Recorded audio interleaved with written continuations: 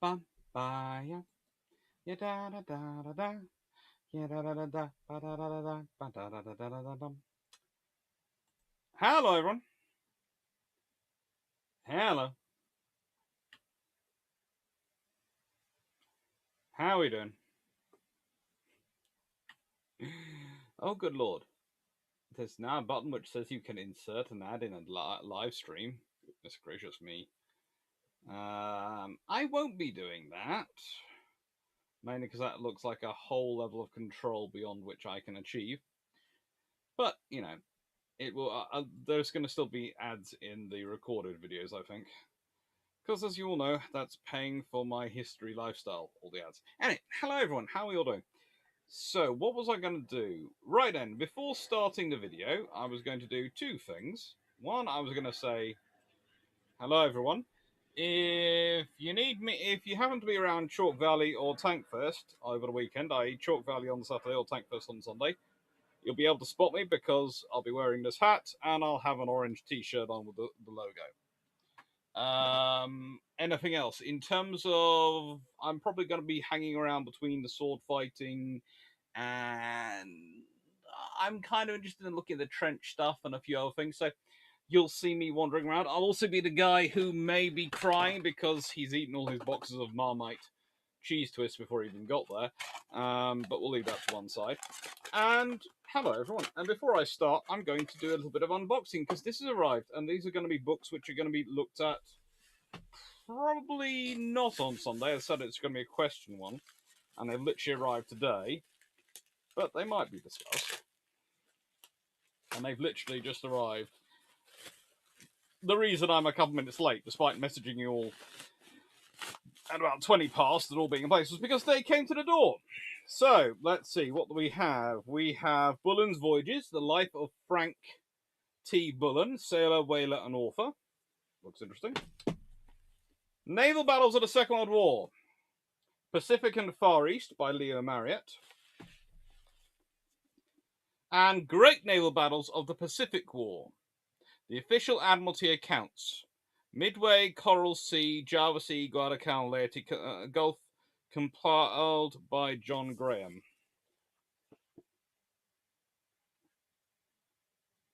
They used the phrase Admiralty accounts. And this is a British production.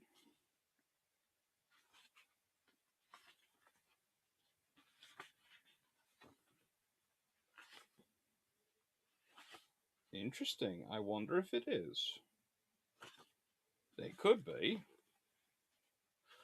That will be an interesting one to review. That'll be a very interesting one to review. Let's see. As usual, no cost supply, but wait here. I do love the little sheet of paper, Sandy.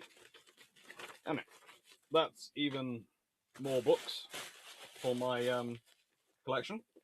I don't have that many. As you know, I'm constantly short of books. Always running short of books. Hello, Mimi Tegan. Hello, Bijon. Hello, George Newman. Hello, 55 Benavides. Hello, Peter Dawson. Dan Freeman, 96831. Hello. Someone said earlier was mentioning about 103. Yes, M55 Benavides. Good luck with that one.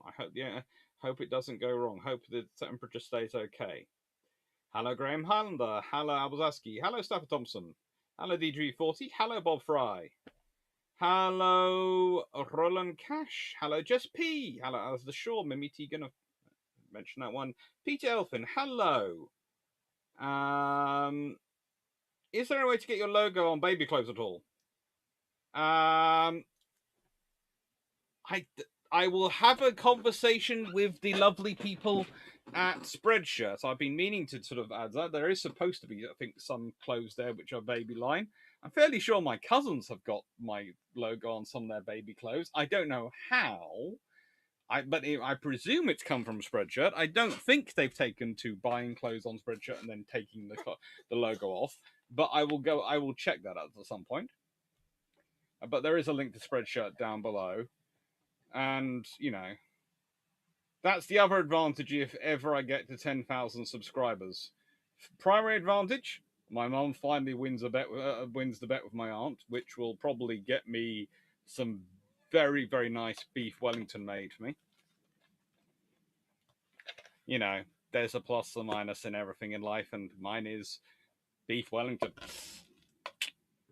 It's the plus.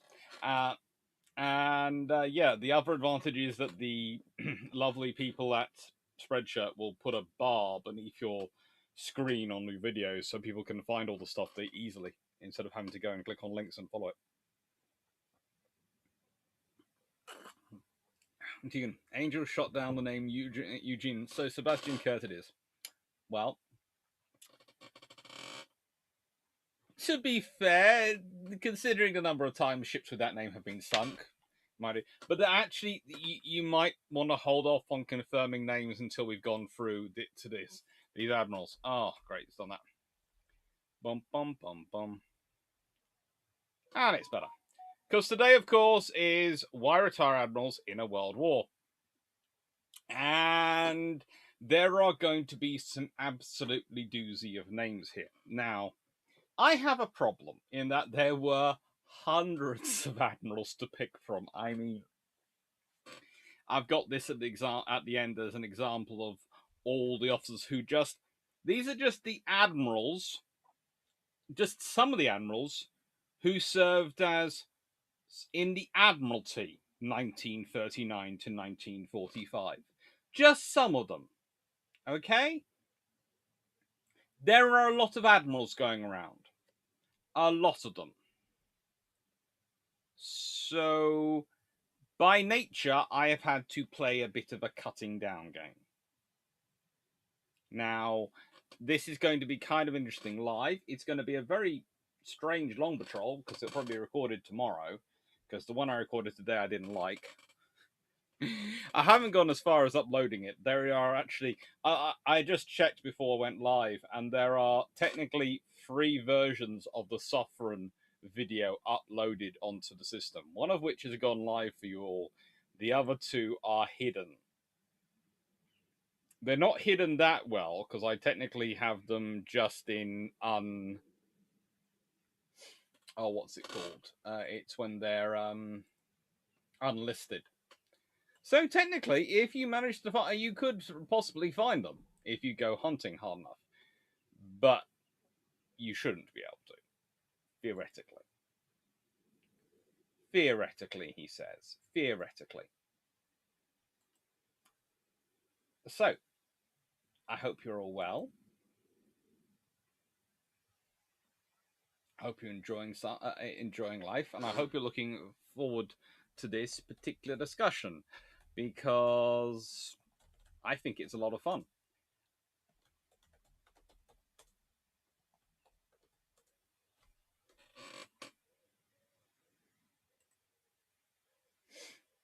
I really do think it's a lot of fun, and I think there are going to be some admirals. You are probably going to come out of this video and this live with a new appreciation for some officers and whole new names. Hello, Tizzy. Hello, this is Soren Stephen Richards, and yeah, I think I've said hello. And David Goulding. Hello, I missed you earlier. Sorry. Right. So, let's start off with the basics. Not every lieutenant becomes a lieutenant commander. Pretty much, if you get to midshipman in the Royal Navy, even to this day, the odds are, unless you prove to be complete and utter dunderdun, and I mean a complete and utter dunderdun, you will make lieutenant. The odds are forever in your favour, because basically lieutenant is the level at which they sort of go, okay, now you're an officer, let's test you out. Believe it or not every lieutenant becomes a lieutenant commander.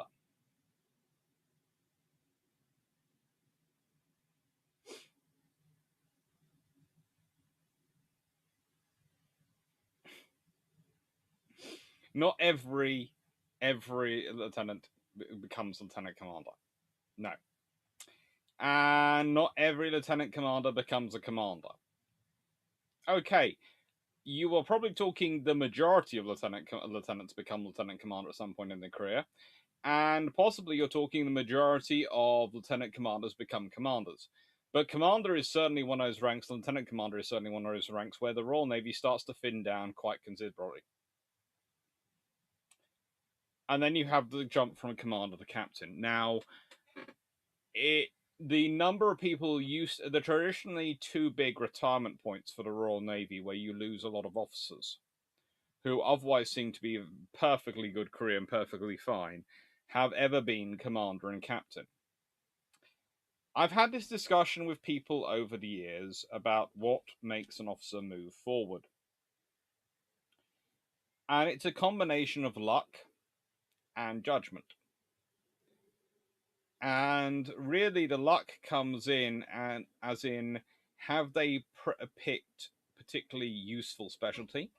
Have they managed to show that specialty to the right people? And have they managed to show that they can command and lead? And there is a difference between the two. There is a difference between being a leader, a manager, and a commander. That's always the first thing which scares people when I start talking about this. There is a difference between being a leader, a manager, and a commander. A leader leads. They tend to get people to follow them, and that's nicely going on, and they're doing things. They get to take the same risks as the people following them mostly, and therefore they can deal with that. A manager tends to organize things, manages results, makes decisions within the management structure, but very specifically, the buck doesn't really stop with them. If I was going to explain a manager to you, it's a case of a store manager carries responsibility to store for them, but they're not the managing director of the bank, the managing director of not the bank, the supermarket chain or whatever like that. There are differences. And then there's command, where yes, admirals do have an advantage. They do often face the same threats as their subordinates, especially at the junior ranks, whereas you can point out army officers theoretically are further back and theoretically traditionally have been slightly safer.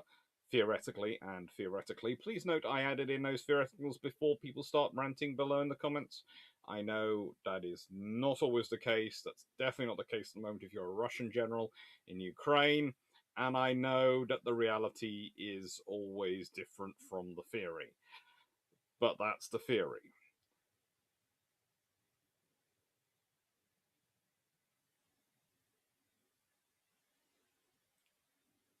Then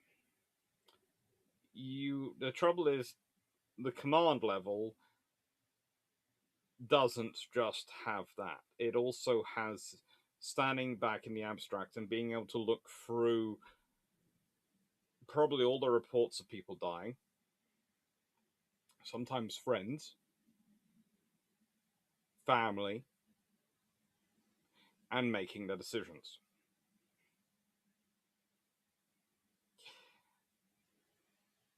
There was once when I was describing that, someone tried to say, "Oh, well, that's why you need a certain type of pick specific personality profile from the various genres for this role." And I went, "No, that's the exact opposite. To command without compassion is a good way to lose, because you have no understanding of what those below you are going through. You need compassion to command. So at every level, these officers are trained for the level they're going to do, and a level above that. But a lieutenant is not trained to be an admiral. And you can argue that actually most of these officers are picking it up as they go. Captains, especially the ones who go to senior admiral rank, tend to have served as flag captains. There's a good example in that, and I'll be talking about this shortly. The gentleman who takes over as Rear Admiral aircraft carriers after Henderson had pretty much dogged Henderson's footsteps for the previous 2 years. So, whilst he'd technically been a captain to Henderson's Rear Admiral, he was technically pretty much trained on the job by Henderson as Henderson was learning on the job.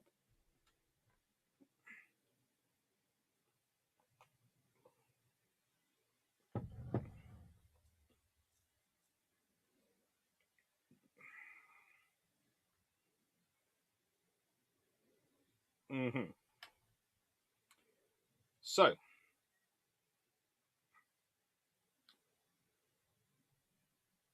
this is the thing. Not every commander becomes a captain. Not every captain becomes a rear admiral. Please note, before people start going, Alex, you've forgotten Commodore. Commodore was not a substantive rank until recently in the Royal Navy. Not every captain would do duty as a Commodore, and even if you had it, there's no guarantee on you becoming even a rear admiral.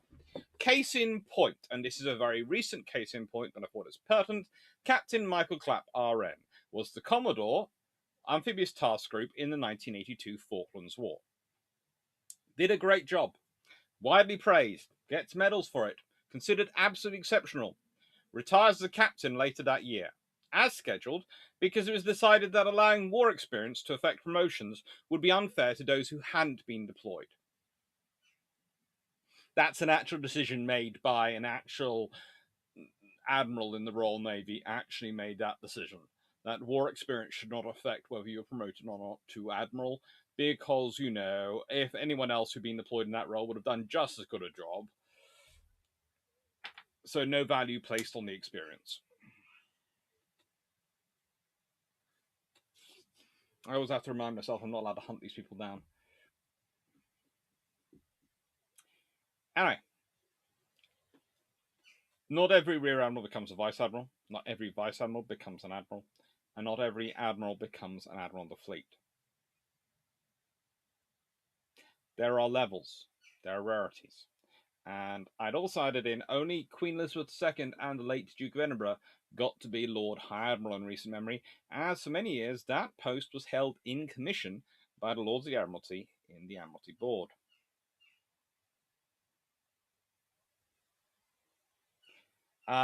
Basically, Commodore wasn't a substantive rank in the Royal Navy, so you made Commodore was an acting rank, and then he just returned to his rank of captain, and then retired.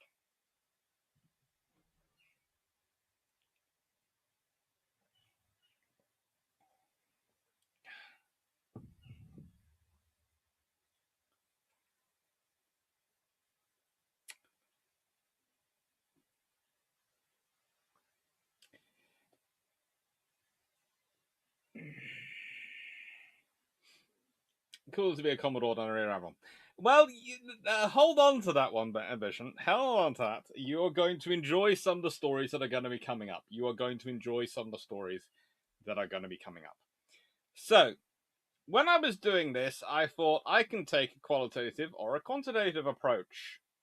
Quantitative would be a very nice chart, and I could give you all the chart details. And no.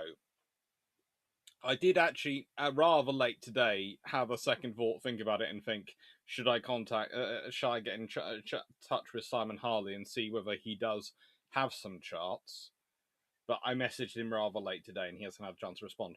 He is a superstar, though, and he does a lot more research into admirals than I will ever do, because, frankly, I find many of them annoying. Honestly, it's going to sound strange, but there are some good ones, but I have a very Viennese tolerance of people who are obviously not up to the task doing things, and it gets problematic sometimes. Hello, Ian Carr.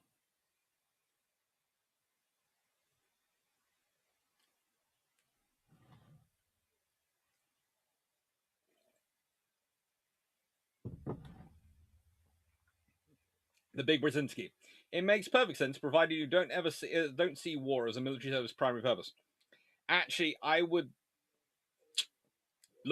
say there's a small problem, and if I was a highly suspicious mind, I'd say in the 1980s the Royal Navy was very much being run by the submariners, and a lot of the officers who did well in the Falklands were from the Fleet Air Arm, and etc. Um, Clarke, a good example of that. He was a Fleet Air Arm. He'd served in his career through them.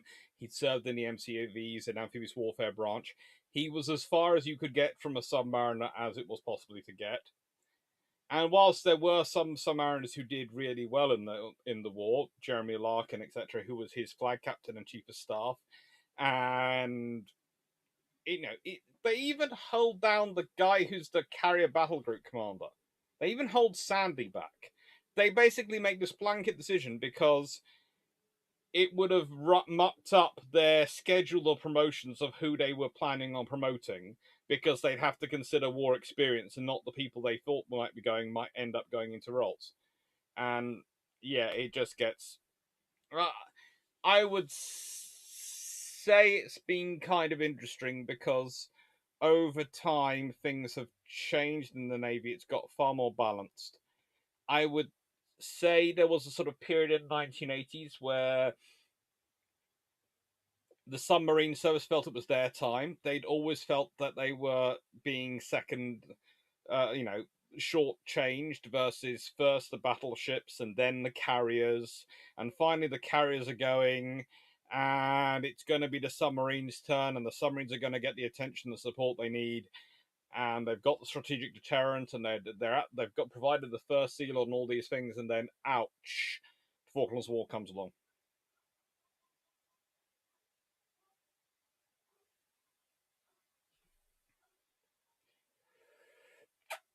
Anyway, so I was considering doing the qualitative or the quantitative approach. I went with the qualitative. And this guy's especially going to make you all very, very excited. So, let's start off with Sir Percy Addison. Now, why have I put him in here? Because he's a rather interesting gentleman. Born on the 8th of November, 1875. Years of service, 1889 to 1925. 1939 to 1946. Died November 1952, age 77. Commands held. Well, his last command, active command, have been the Destroyer Flotilla, Rear Admiral Destroyers, Mediterranean Squadron. Pretty much. And before that, he'd been the Rear Admiral commanding Her Majesty's Australian Fleet. Before that, Night Submarine Flotilla, HMS Maidstone. Was also his ship at the same time. There was E2, HMS Dartmouth, HMS Bonaventure, HMS Hazard. Served as Director of Dockyards to the Admiralty 1928 to 1937. Retired on the 1st of March 1929. Recalled September 1939. Didn't retire till April 1946. I'm presuming he serves in the dockyards in some capacity during those years. But honestly, he's one of those officers who you can't be quite sure where he's serving.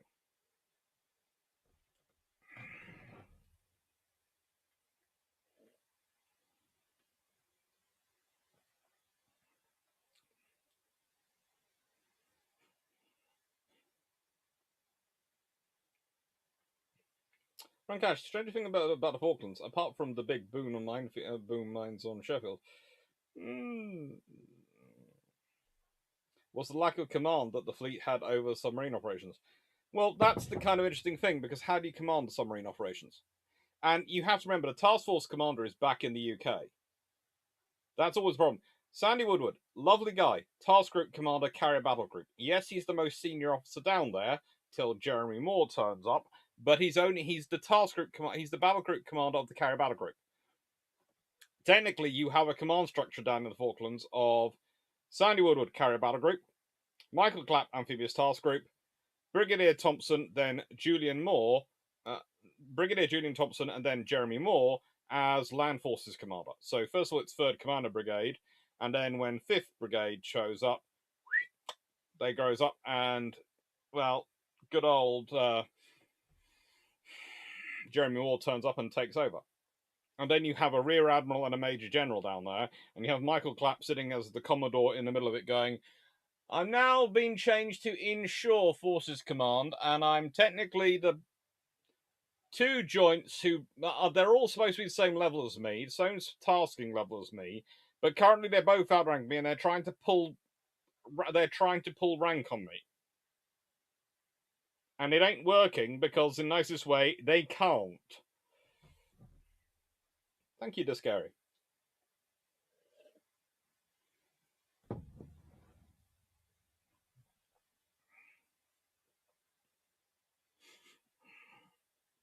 Well, that was the thing, because actually, you could say one of the most high-profile events in the Falklands War is the submarines. And there's a completely different reaction when you talk to the people who were captains and below in submarines versus the ones who seem to be admirals and above in the higher staff about what would happen. There was actually a fear expressed by one officer, and I've got this second hand because that particular officer is dead, so I'm not going to put names on it. But basically, this could reverse the 1967 decision. We could have to now fund a carrier battle group. And you sit there and go, how? We now, of course, have got carriers, and we haven't got the ships for the battle groups, and we haven't got enough carriers, but we'll leave that to one side. It's all a fun time, but as you can see, he has a good experience. And then he's the director of dockyards and the Admiralty. And that's kind of an interesting role because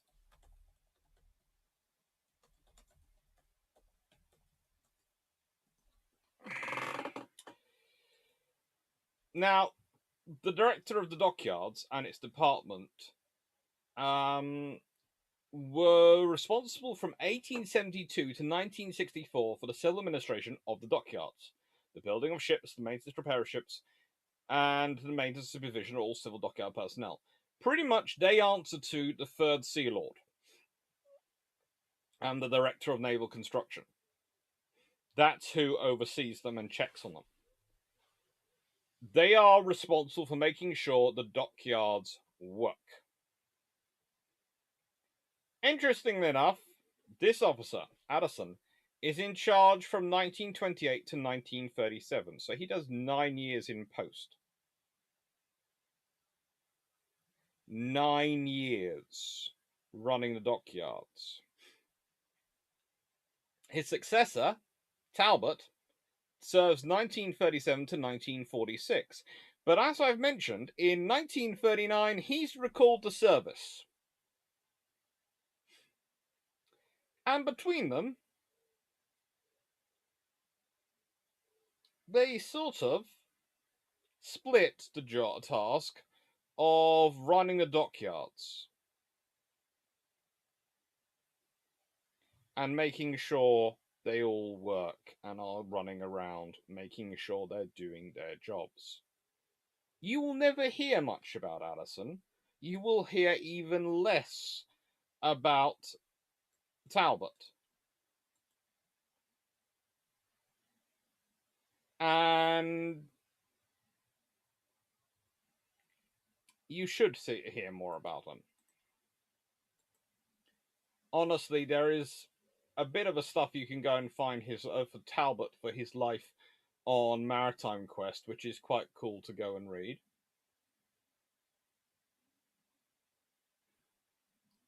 But these are the officers who get the ships built.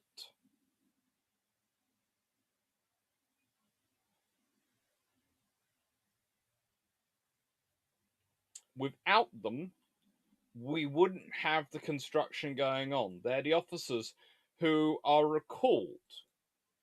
And that's the interesting thing. Once you start to see a pattern emerges in the officers who are recalled and the ones who are let go, is the ones who are recalled are the ones who have skills which are very difficult to replicate, and are capabilities which are very, very strong.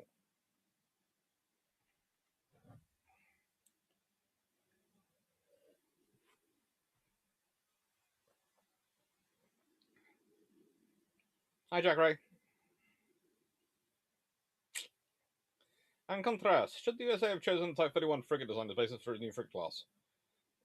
Rather off topic, but just to answer that one quickly, because I've done so many videos on that one, the debate would be between the Constellation class and the Type 26. Type 26 isn't yet in the water, so it's ruled out from the Constellation class on their rules, so the Constellation is the only realistic option. Basically, if you look at their criteria, the Constellation class, or was it? Maybe they end up with another frigate program based out of the Type 26 design, but no, Type 31 wouldn't be it.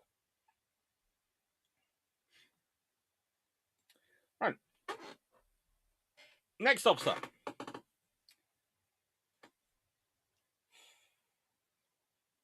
Sir Henry Percy Douglas. Now, he was born the 1st of November 1879, served 1890 to 1932, and in 1939. Died the 4th of November 1939, age 63. Commands held HMS Waterwitch, HMS Mutine, HMS Ormond, and hydrographer of the Royal Navy, 1924 to 1932. Retiring in 1932, he's made acting conservator of the River Mersey and nautical assessor of the House of Lords. In 1934 to 9 was chairman of the Dover Harbour Board. In 1934 to 7 was chairman of the board of the British Graham Land Expedition. And recalled in September 1939 as Commodore Superintendent of Dover. Unfortunately, dies in November 1939. You can understand, though, why an officer with that experience was recalled to act as Commodore Superintendent of Dover. And Douglas Range, Douglas Islands, and Douglas Straits in Antarctica are all named after him. Now, again, let's consider this. Why would you not recall this officer? Yes, he's been out of the service for over a decade, but he spent that decade becoming pretty much an expert in Dover. If you want to know what his next best expert is, well, then he's acting conservator of River Mersey and nautical assessor of the House of Lords. So, yes, the other post he could have been would be made Commodore Superintendent of the Mersey. This is a very sensible person to pull back into service. But it also would create a problem because, let's be honest, if when you're dealing with officers coming up, these are the roles which you might send them to. But if you've got this, if he was alive, you've got him with his experience, would you want to get him out of that post? No.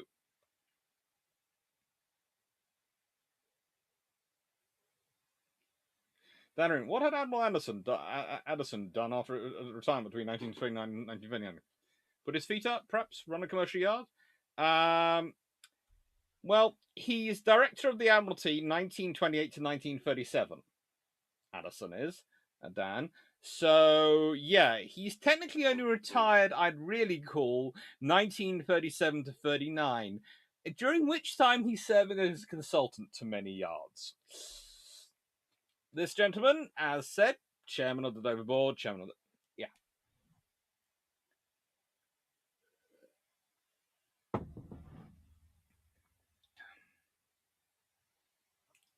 Thank you, Rowan Cash. Douglas is cool. He's one of the smartest hydrographers the Royal Navy has access to. He's called back. And again, you want to look at the people who've served in his role and what they went on and did. These are some very experienced and very useful officers to be pulled back. But that's the question. What are they pulling out of retirement versus what are they leaving in retirement? And what are they putting into retirement? And that becomes the question. So I've sort of flipped Dan's question on the head to try and answer it, because to try and answer why are they letting people retire, I thought I'd explain and discuss why they're letting certain people come back. And then we have Richard Bell Davies. Now, I said earlier on you have to be careful who your heroes are going to be. I want to explain something. Now, you've all heard me talk about Carton de Wirt, okay? He was the army general who basically lost an arm and eye and everything, keep fighting the Germans and anyone. Meet Richard Bell Davies, who is without a doubt, possibly the equivalent in naval form. Although he doesn't lose as many limbs. Runcash, were they acting as consultancy yards because of their useful connections or because of their design house? Probably a bit of both, let's be honest. Probably a bit of both.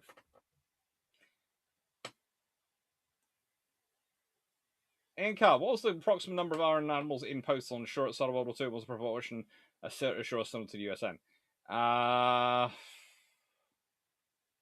Broadly speaking, they're both roughly the same.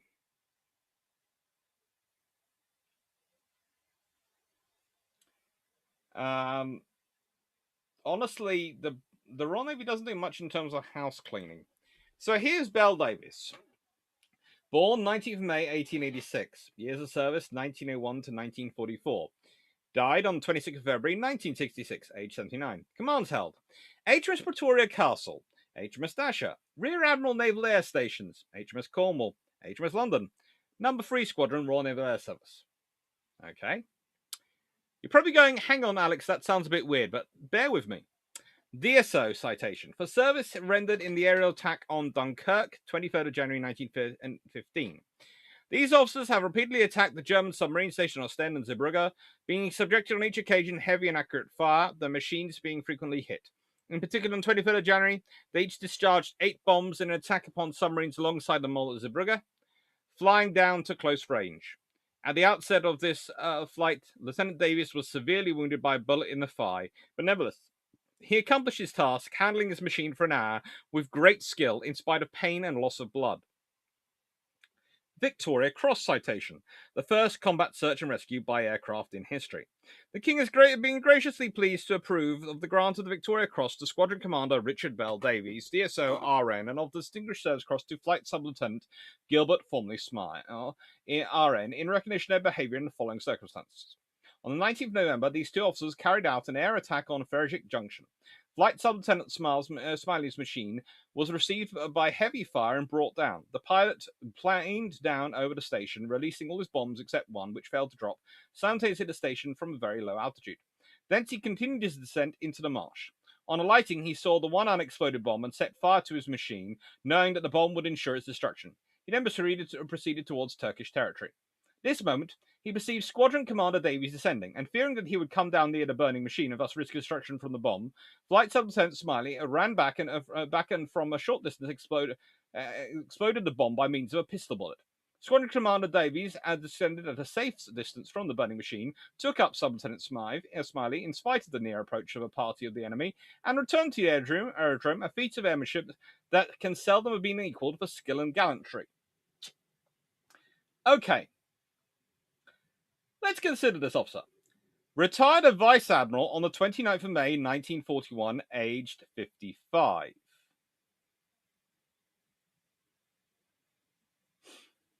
Okay. Then he joins the R&R the same day, accepting a reduction in rank to Commodore. As such, was able to serve first as a convoy Commodore, then commissioning captain for 2 escort carriers, and he didn't leave the R&R till 1944. Apparently, he decided that he hadn't seen enough action, and he was told, well, he could get promoted, and he probably would be promoted to an admiral in 1941. You know, that he was a rear admiral, commander of naval air stations. He'd probably promoted to vice admiral. And they said, you know, you will get to a very senior rank. We like you. We've got a nice post lined up for you. In the Naval Lords, you'll probably do Fifth Sea Lord after the current incumbent, who we'll also be discussing in a second. And he went, so you want me to run a staff post? Yeah. No thanks. I don't want to be a staff post. So he retired. Walked out the door, walked straight to the R&R office, went, I'd like to sign on, please. unsurprisingly, was made a commander straight away. So he technically retires from the Navy and, yeah, goes off and does a convoy commodore and then gets his job commissioning aircraft carriers. He takes HMS Dasher to sea and then HMS Praetorian Castle. Jackie Fisher is not on the list. No, he didn't. But believe it or not, he wasn't around by World War II.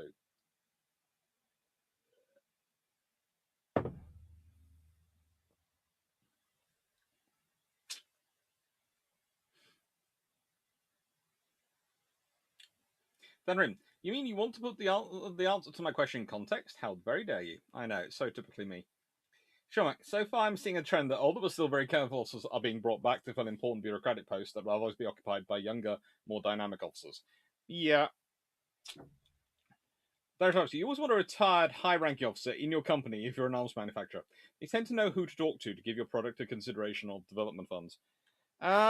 In this period's case, it was various other things. Then down from Richard Bell Davies retired. He then joined the RNBR. He found other employments for his talents in 1944. There are various rumors about what he gets up to in 44, 45. Did he walk? Yes, apparently he did.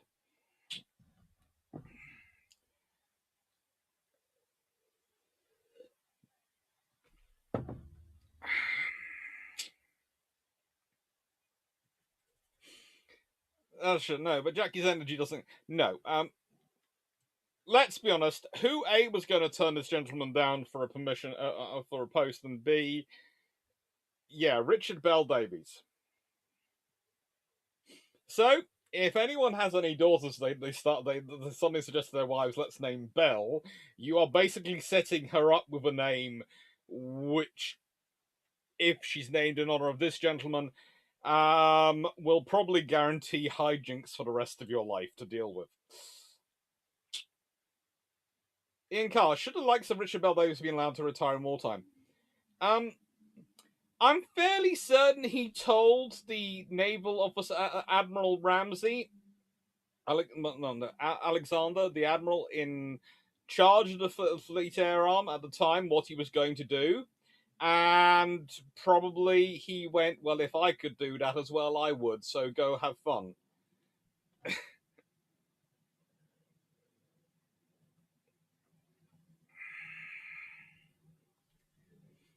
I said this guy would have done HMS Canal Castle had it been severe.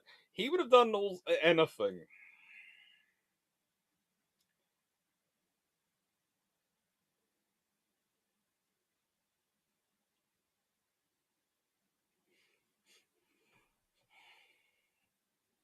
Don't much like Vin, this guy sounds like he should have got right to the British Pacific Fleet. At least their carriers. Unfortunately, he was a little on the old side, so that's why I was gonna. But you know, he did get on with Vian. Vian and he used to have meetings to discuss the future of the fleet air arm in the 1950s. So yes, and Bell Davies is one of the first guys to learn to fly. He's a really, really big name in the history of naval aviation. And yeah.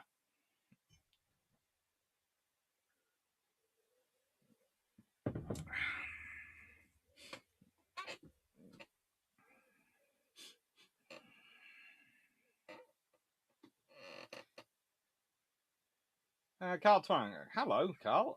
Is it possible? It's possible the next post wouldn't have been as desirable. My uncle is Rear Admiral Trinique, and he's been offered quite a few ships that were not desirable. He denied shop someone, for example.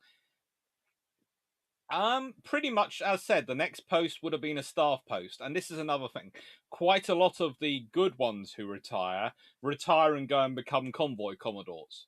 So they go, I can have a staff post, or I can go and lead convoys across the Atlantic in the face of the wolf packs. To the Atlantic! And it's a case of, we need your brain in staff posts to run the sun. No! To the Atlantic! I will go and face the wolf packs.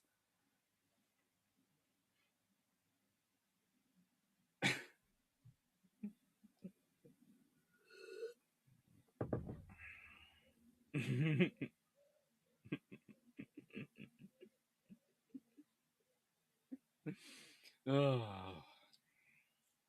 Pete FN, I'm currently playing War Pacific while listening to the chat. You can't top that, except I need some Ambrew. Yeah, the flag officers are a strange bunch. Yes, Alistair, sure they are. And Belle Davis is just. I have to admit, I am cutting his career a bit short by just sort of just mentioning, these things. He is. Well, let's put it this way. He was the first lieutenant aboard HMS Lion in 1919 to 1920. He was in charge of the air section of naval staff in 1920 to 24. Executive officer of Royal Sovereign in 1924 to 6. Promoted to captain in 1926. And was put in charge of the air section of naval staff again 1926 to 28. He was Chief Staff Officer to the Rear Admiral commanding 1st Cruiser Squadron in 1929 to 30. Liaison Officer for Fleet Air Arm and Air Ministry 1931 to 33, when he worked with Henderson quite a lot as Henderson was the first Rear Admiral aircraft carriers. He commanded HMS Cornwall on the China Station 1933 to 35. Was in command of Devonport, that's HMS Drake, 1936 to 38. Promoted to Rear Admiral 38. Then in charge of Naval Air Stations. And as said, he was promoted to Vice Admiral in May 1941, age 55. So technically, he was at the point at which you are not supposed to be going for sea commands and fleet command. And so, as said, he goes and joins the Royal Navy Reserve, takes a reduction in rank to commander, and goes to sea as a convoy commodore. His VC is apparently still on display in Fleet Air Museum in Yeovil. Now, what I find slightly annoying is, no, he did not get when he eventually died, he did not get a massive, award and a big public funeral. He got a family affair, which is nice for the family, but I think if anyone deserves a state funeral, probably Belle Davies did. His total list of honours include the Victoria Cross, the Companion of the Order of the Bath, the Distinguished Service Order, the Air Force Cross, mentioned in dispatches, Knight of the Legion of Honour, that's France, the Croix de Guerre, again from the French, and the Order of Michael the Brave from Romania.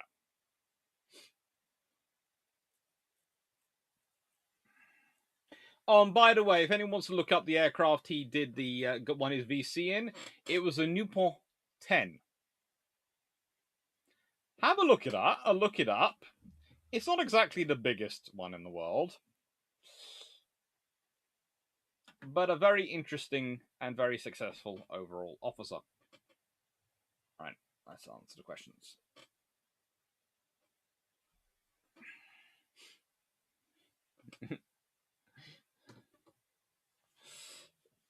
Hello, Draconoid. Darashowski, Admirals Fish and Jellicoe, the crown is in need of your service again. Yeah, that wouldn't surprise me. Necromancers. Dan, I think it may be more a case of those who opted for things like convoy commodores without they were thinking, this looks horrible, but I think I may be able to use my skills here. Anyone? Can do the staff post. Horrible duty, but necessary. You aren't facing the Wolfpacks as a wolfhound, not even as a corgi corvette, but as a lead sheep. You say that, but again, one of the things which Belle Davies does when he's convoy commodore, apparently, is one of the vessels he's in charge of, when he's commodoring from, does ram a U-boat. So you say lead sheep. I say probably poodle, i.e. wolf in sheep's clothing.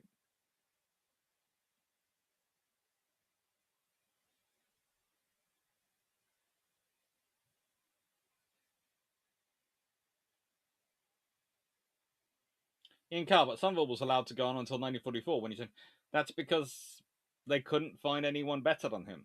And that's half the trouble. Because there is a problem. One of the problems was you have the retirement going on. You also have the death of certain officers, critical officers in 1939, 1940. Alistair Shaw, I say sheep can be mean.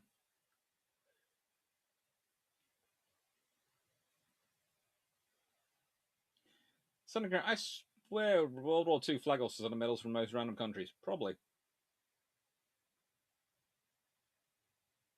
That's right. Now I want to see a picture of World War II Corvette named HMS Corgi. I know this plane. Right. So these officers, I couldn't find pictures of them, but I just thought you'd be interested in it. Sir Sidney Bailey, born 27th August 1882, retired as an admiral in 1939. Recalled to service in World War II. Literally retires in 1939, then is recalled. Ran the Bailey Committee, which examined the level of naval assistance to be sought from the United States. Bailey's American counterpart, Robert L. Gormley, would work hand in hand throughout the time of the war that they were he was alive, sorting out issues. He dies in March 1942, age 59. And that's a real problem. Some of the officers are retiring and being retired because they have just been worn out through work.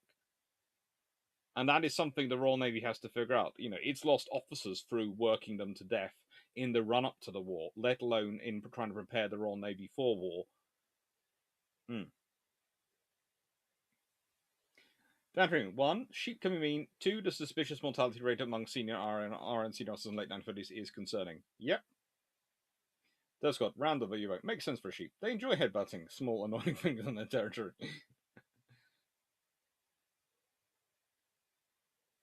Rakesh, do you know of anyone who has medals in all 3 branches of the armed forces, or even 4 if we take Marines separately? Not off the top of my head, but I think there might have been an NCO, but I'm not 100% sure.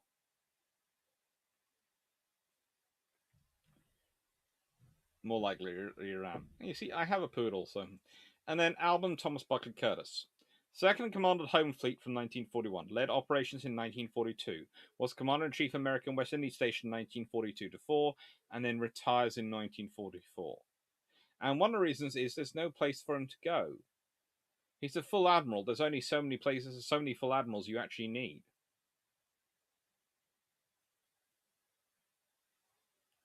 So, yeah, that is one of the things going on. You have officers dying, recalled and sort of dying. You have officers who have service career, and yet. So, Alban Thomas Buckley Curtis, and someone's already mentioned Somerville was allowed to retire to an extent. Well, go to a slightly more peaceful service. But here is Sir Ragnar Musgrave Colvin. And yeah. So, he's an interesting one.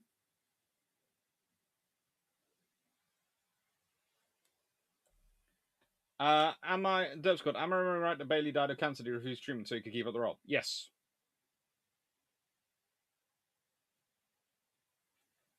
Curtis retired. David Goulding, poodles are too nice. My standard poodle, I would say, in nicest way, he's perfectly nice and lovely, but if you threaten my mum in any way, shape, or form, good luck to you. You'll find out just how agile and just how big his teeth are very quickly. Because you'll see the full range of the mouth in front of your face, and it might be the last thing you see.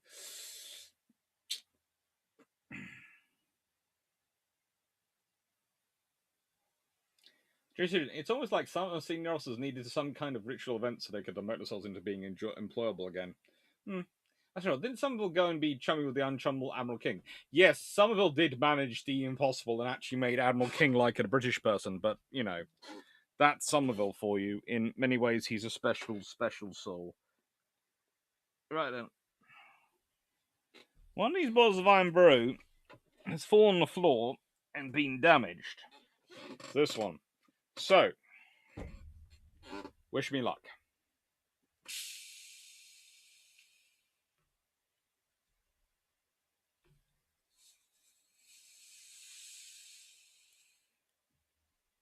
Doesn't appear to have gone flat. Doesn't appear to be overflowing.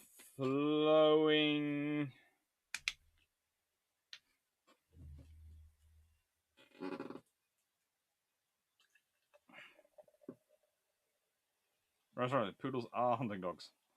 There's right. Googled HMS Corgi. Models of a QE carrier popped up.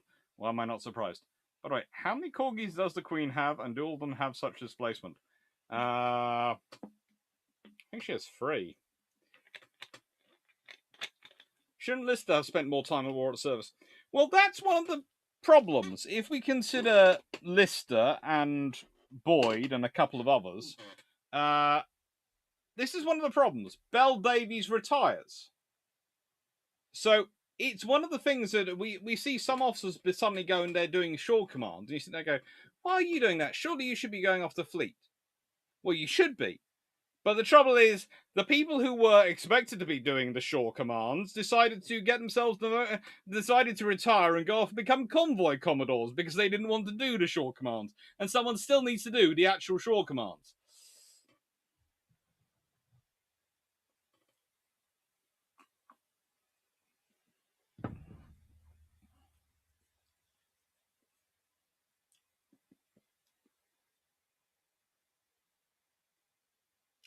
So it's interesting that he got assigned as commander of the West Indies forces, a very important posting when he was sent there, and then became a far less important position. Yes, this is of course Thomas Buckley Curtis.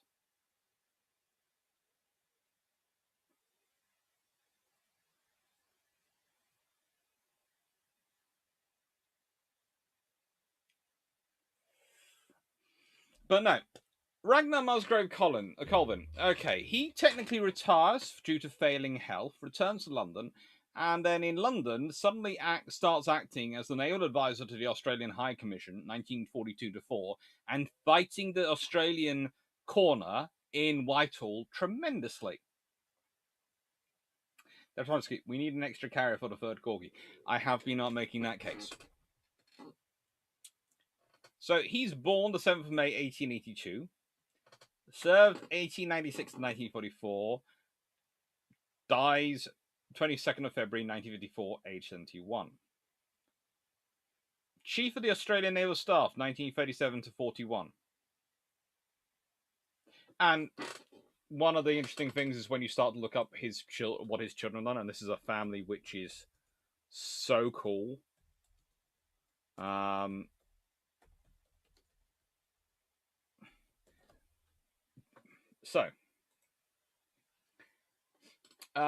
He married a lady called Sybil Case. They had 2 children. One of whom was called Prudence. She married Colin James Balfour, who was a commander in the Royal Navy. Now, she married him in 1949, and their children include General James Balfour and Belinda.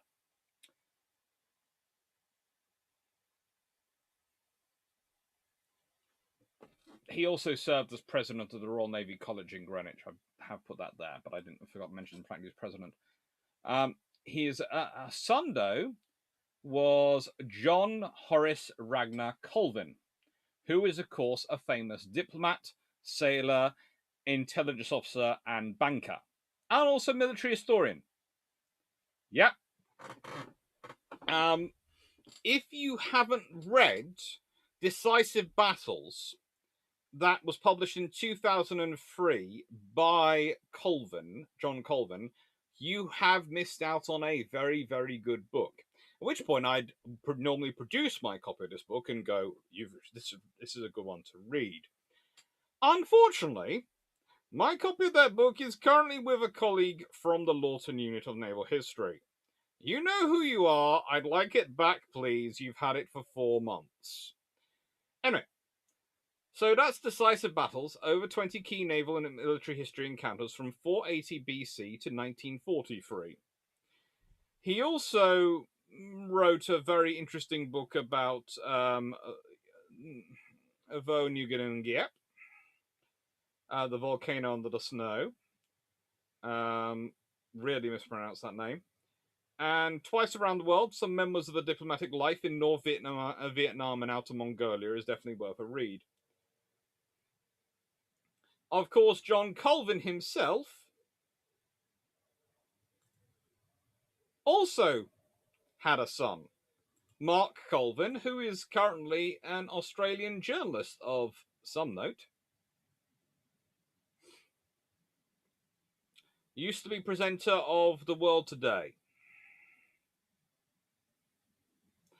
And also served as a reporter on Four Corners, Foreign Correspondent, 7:30 Report, and Late Line. Various things. Um,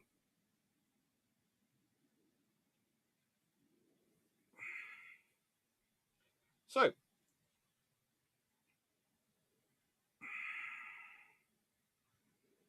he, of course, died in 2017 at the age of 65.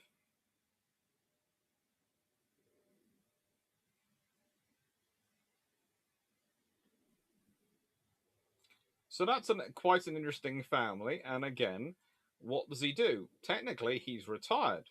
Technically, he's no longer in the Navy, but he's being very active in other roles. And this is another reason why some of the officers retire. Also, there is an argument that perhaps the reason he was ill was he was getting fed up with a certain person who turned up in 1941 in Australia, near Australia.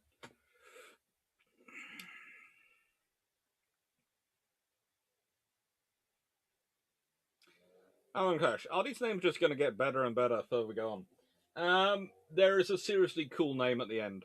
There is a seriously cool person at the end.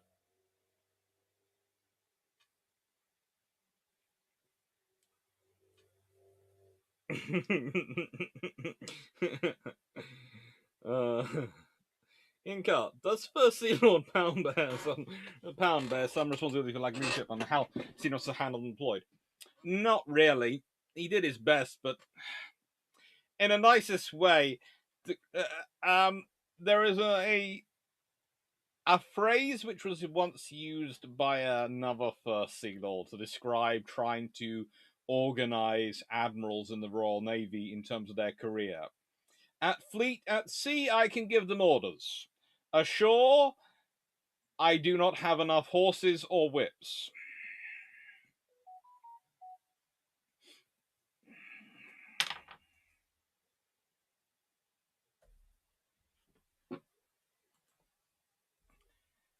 Now, meet Sir George Frederick Bassett Edward Collins. Also, Flag Officer commanding Gibraltar and Mediterranean approaches. 18th Cruiser Squadron Commander, 2nd Cruiser Squadron, Renown, HMS Renown, HMS Commerce, and HMS Carisford. Promoted to full admiral in January 1943, succeeded in post September 1943, retired February 1944. Now, please note,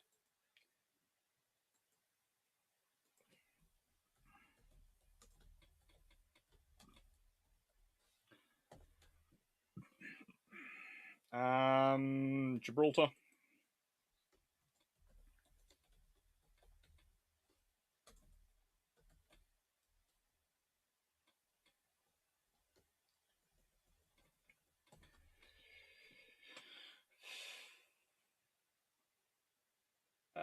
He's quite a senior. This is not exactly a how do I put this politely, a easy post. And he is in post from December 1942 till August 1943. Actually, no. He's in post from December 1940, when it's Flag Officer Gibraltar and North Atlantic, till till August 1943, by which point it's become Flag Officer Gibraltar and Mediterranean approaches. So he does very nearly 3 years in command of Gibraltar and the Mediterranean approaches.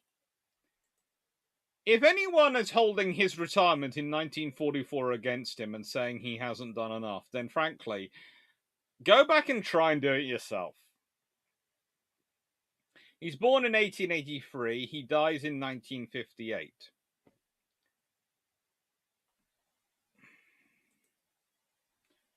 When he dies, he's 74 years old.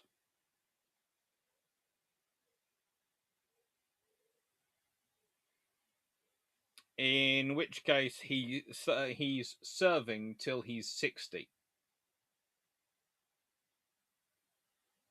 In fact, yeah, he's born in December 1883. So yeah, he's pretty much 60 when he retires.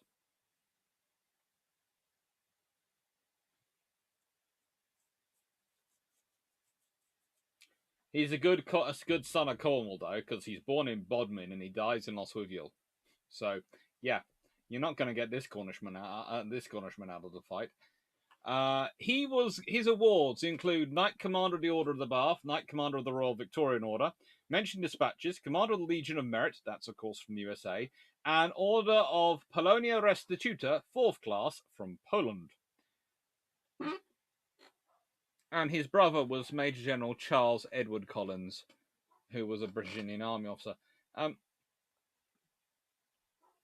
He was given his Order Odesky Pozinski in 1942 for recognition of services to the Polish Navy. I'm not quite sure what those services were, but let's see.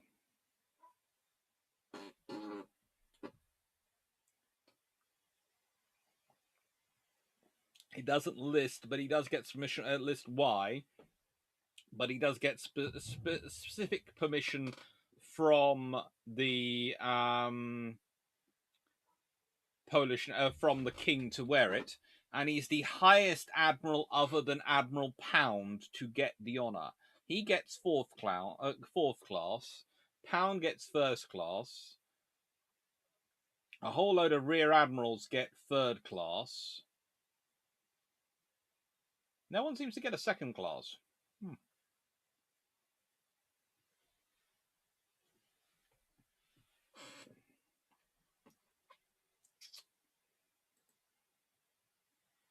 No, he's a very interesting.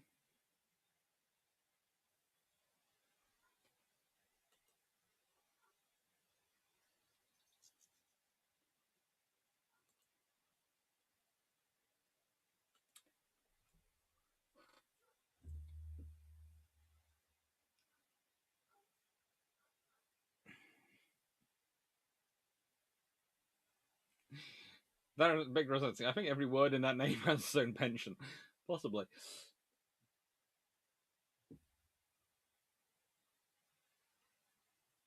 Alice Shaw, the scary 3 years, yeah. Adrian Cuttress, GFBEC. It's a full name out of the two of the other full name made out of the other two other full names plus Bassett. Yes.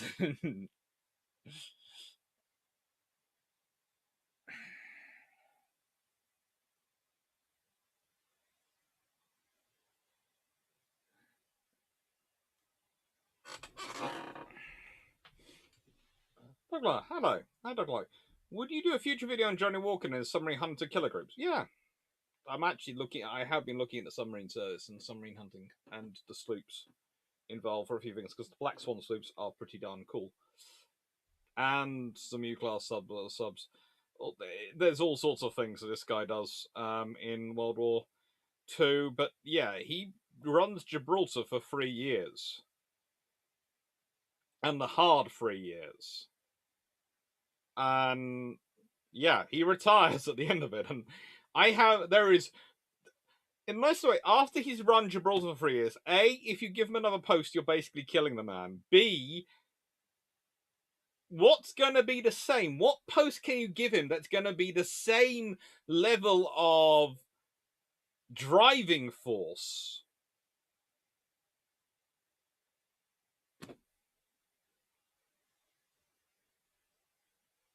So, how many of his supporters called him the Old Hound? Would you dare? Although, actually, he does look quite a nice guy. That's not a name, it's a list. It is actually a name. Oh. Honestly, I did not go through picking out officers who were interesting names. So, Sir Henry John Studholme Brownrigg. Yeah, that's his actual name. Served as captain of HMS Courageous in 1929 before becoming director of naval ordnance in 1931. Yes, there might be for some reason a huge number of naval aviation officers involved in this. Pulled the Bell Davis, retired from the Navy in 1939, served as officer commanding the Home Guard at Chatham 1940 to 41, then became convoy commodore. Sale was supposed to be put in charge of organising convoy commodores, decided to nominate himself for being convoy commodore, and sailed on a convoy on convoy ON16 in SS Ville de Temantre, sailing on the 12th of January 1943. The ship was lost of all hands on 24th of January 1943. So it was not, and this is something I wanted to put out. Becoming a convoy commodore was not a safe post. A lot of them died, but a lot of senior officers preferred going and serving as convoy commodores, where they felt, as Dan pointed out, so that their skills would still be of use, but also where they felt they would be most useful. A lot did die, and he went down with it. He was lost with loss of all hands, including him. He died.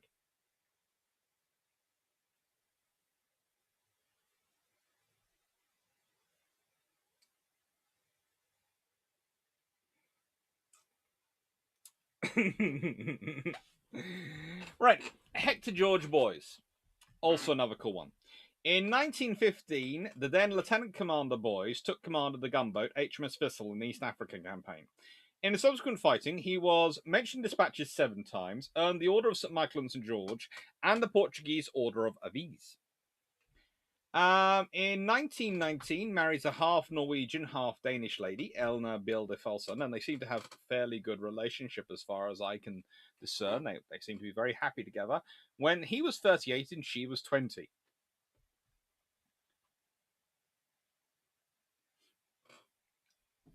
Retired a Rear Admiral in 1934.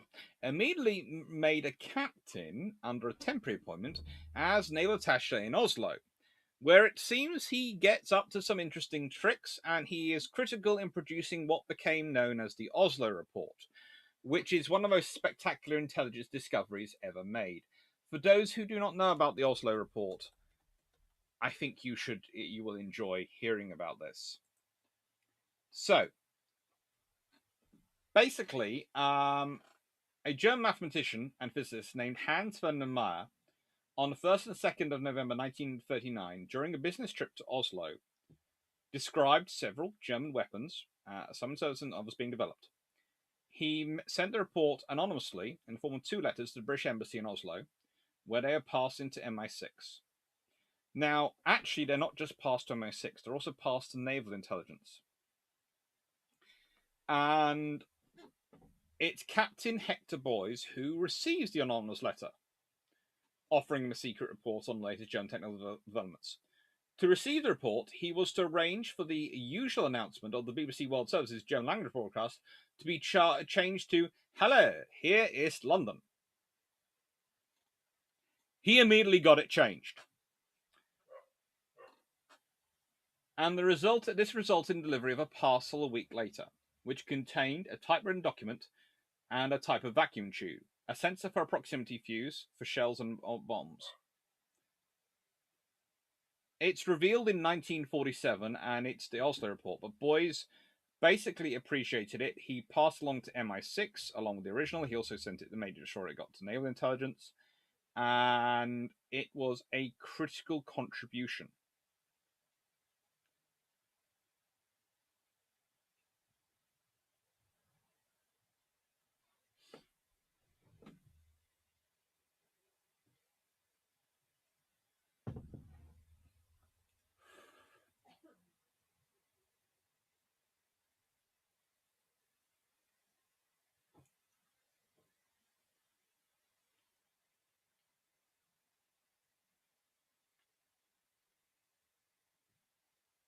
It's a really cool bit of history.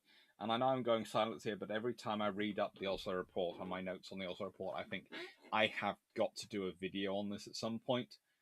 But it just goes into so much, and we keep finding out more and more information about it.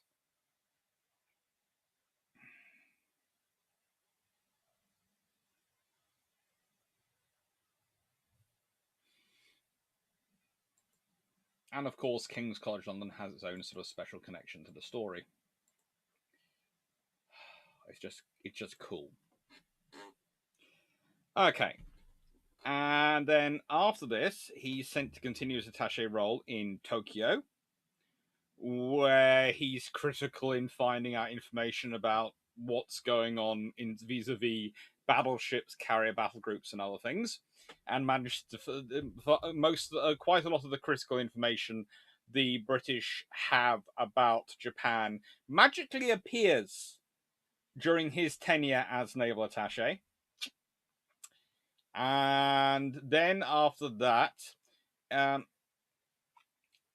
with the outbreak of the Pacific War, he is, of course, is withdrawn from Tokyo. That's fine. He goes and becomes attaché in various Latin American embassies, where he spends most of his time causing a tremendous amount of trouble, it seems, for any pro-German movements. He somehow manages to always be around when they self-destruct in Latin America. It's amazing. It's just no one's quite sure, but again, I cannot find any details or proof, but he just happens to always seem to be in nearby when they self-destruct and have problems. Retires again in 1947 and dies in 1960.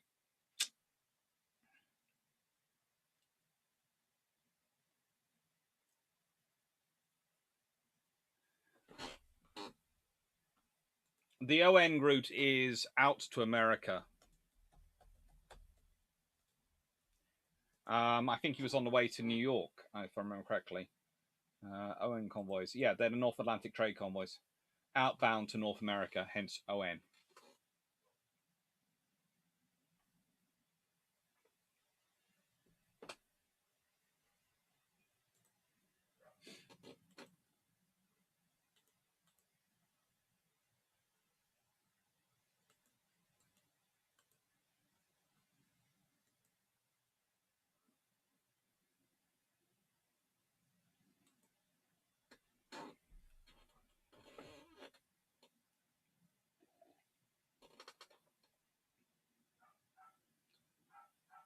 Hmm.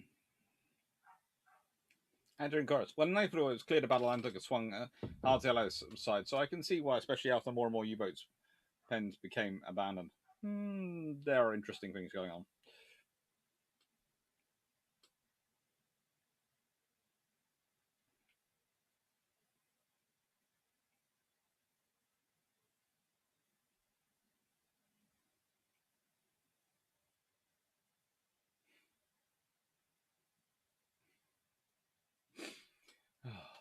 But Hector George, boys, is a very interesting officer. Yeah.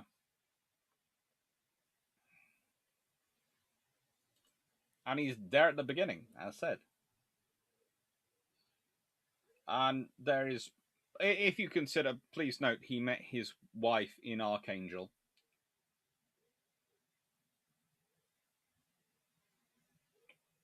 He had a nice, interesting career.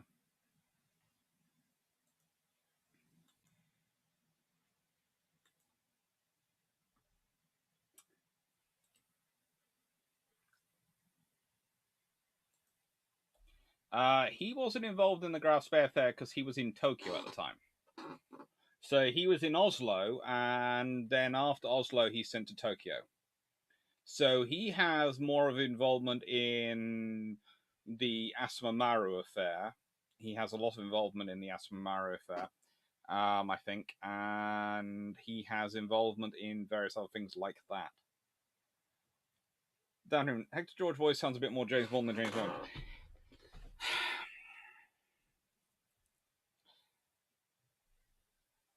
Yeah, he is an interesting character.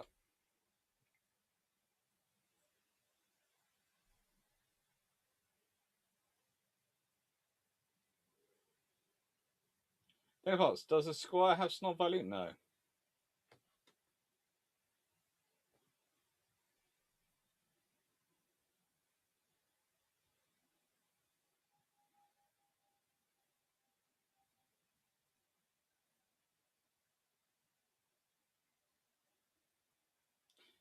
Seems more like M, but very on the scene rather than Bond. George Boys is one of those characters who you would quite happily find doing all sorts of strange things. There's a Foxo. So here's Sir Geoffrey Schomburg Arbuthnot. Okay, so he's born on the 18th of January 1885, serves 1900 to 46, dies on the 4th of October 1907 to age 72. Technically, he serves till 1945. However, what's another point? He's Commander-in-Chief East India Station 1941 to 42. He's the 4th Sea Lord 1937 to 41. He's Captain of HMS Valiant 35 to 37, Suffolk 29 to 31, Seawolf 1925 to 26. So he's got experience. Inca, Altmark. I will neither confirm nor deny where the lovely boys was at that point.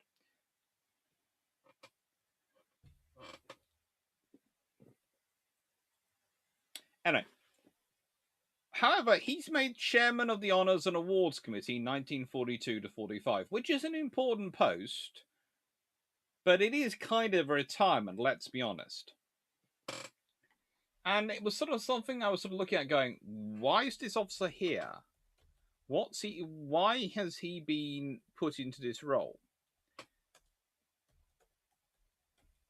I didn't think it was the second name reasons, because let's be honest, Arbuthnot is not exactly a name without a lot of precedent.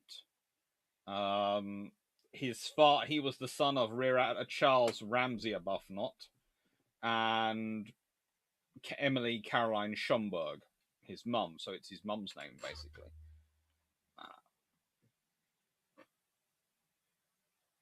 And that's often where the multi-barreled names, by the way, come from. They're the mum's name. There it goes your first name, your mum's name, your dad's name. Hence, technically, I have a very, very long name. Technically, depending on where you read.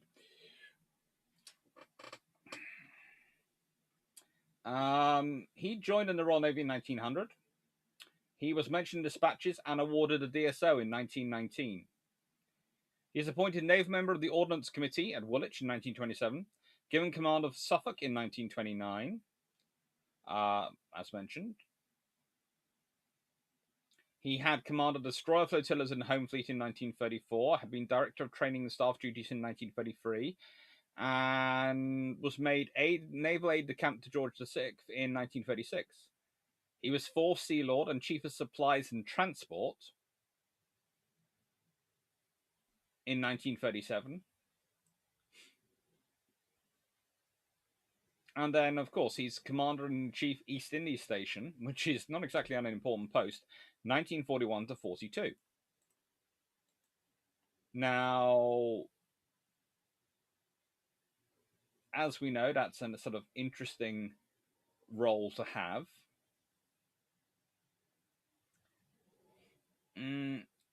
41 to 42 is Geoffrey Arbuthnot, is Vice Admiral Arbuthnot. Then it becomes Admiral Sir George Leighton, and then it's Sir Arthur Power.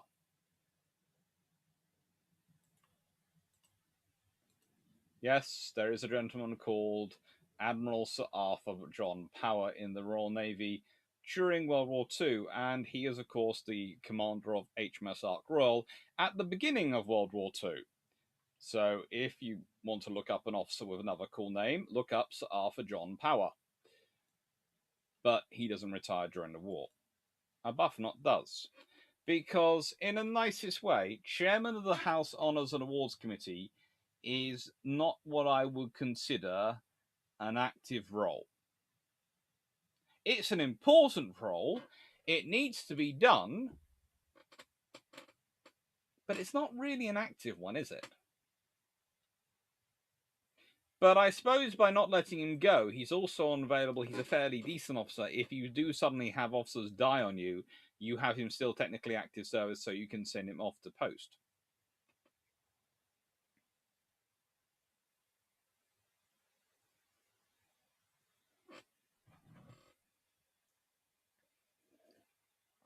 Hello, KVG, and hello, Daniel's Politics. I don't know if I said hello to you earlier. That should do a shout. I thought long names came about in the manner of Gervais Brook Hamster getting his. There's so many ways.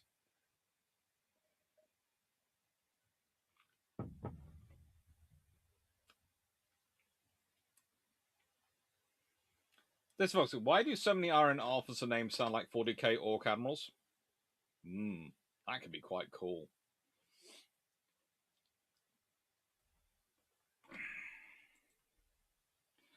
Then we have Sir Alexander Robert Maule Ramsay.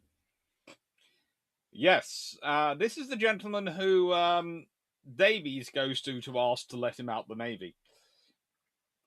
So, born the 29th of May, 1881, served 1894 to 1942, died 8th of October 1972, at age 91.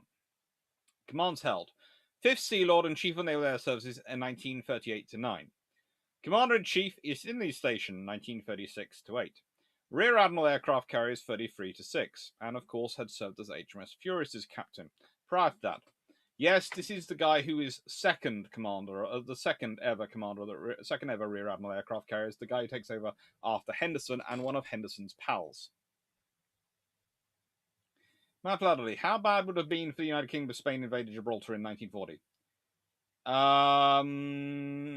They'd have had to get Gibraltar, and Gibraltar's heavily let's put it this way: it wouldn't have been a case of invasion; it would have been a siege.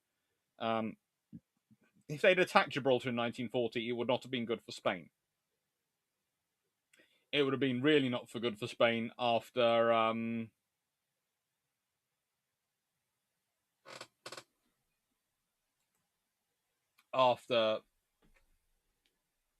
the Americans entered the war. Does Arbuthnot come from? Yeah, he does come from the Dalhousie line. Yes. Just asked if Arbuthnot came from the Dalhousie line of Scottish Dalhousie line. Yes, he does. Now, Alexander Robert Maule Ramsay is kind of special. He retires at his own request. After making Admiral in 1939, retires in 1942. Why? Well, here is his problem. He is married to Princess Patricia of Connaught, granddaughter of the Queen Victoria, which also technically means he's a minor royal because he's married into the royal family. This is meaning he can't go and be a convoy commodore, and worse still, he keeps dealing with the good old flatterer in chief, Churchill, keep wanting him to maybe do things and maybe succeed Pound or various other posts. He doesn't feel he's the right man for that task. He's a good and a very good officer, but he doesn't feel he's the right man for that task. He does actually repeatedly ask for a sea command, but he doesn't get one of those. Now,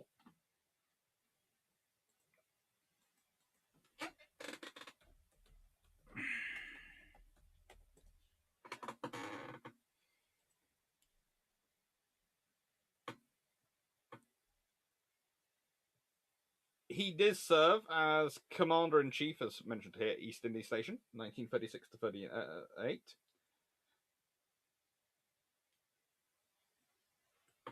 What does he do is often the question in December 1939 to 42.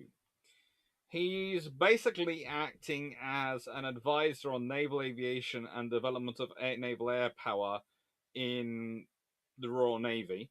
And he's also, to an extent, acting as a shadow Third Sea Lord because his friend, the former Third Sea Lord, Henderson, had died.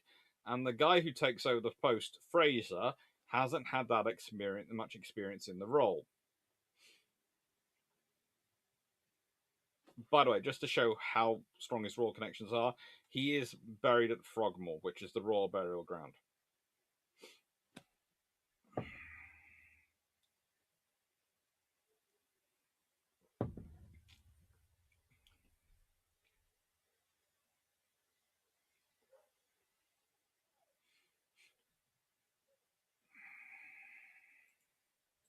And his son, Alexander Ramsay of Mar, also known as Alexander Arthur Alfonso David Mull Ramsay of Mar, um,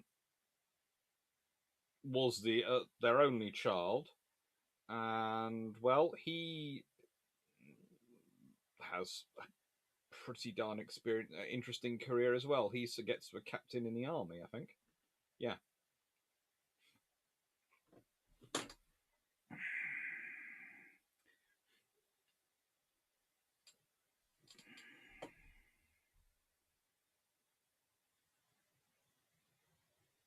Hmm.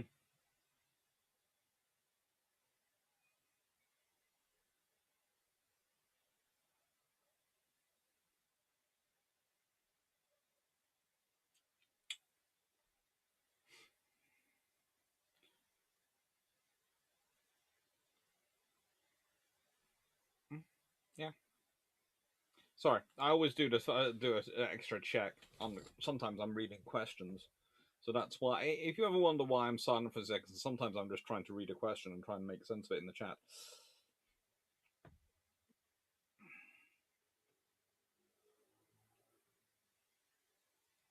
No, it's one of my relatives got a double barrel name because they thought it increased their chance of getting promoted to lieutenant general because it came with a knighthood, and he thought it sounded more suitable for a knighthood, and therefore increased his chance of promotion.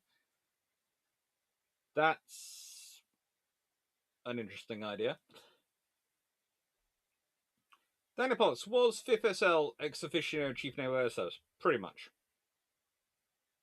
And pretty much, often they sort of the role was combined. The first Sea Lord was the chief of naval air service, and the chief of naval air service was the fifth Sea Lord. Grandma, and he's member of the Dalhouse line. Yeah, there are some family traditions going on here. Okay, please note there are some family heritage lines going on.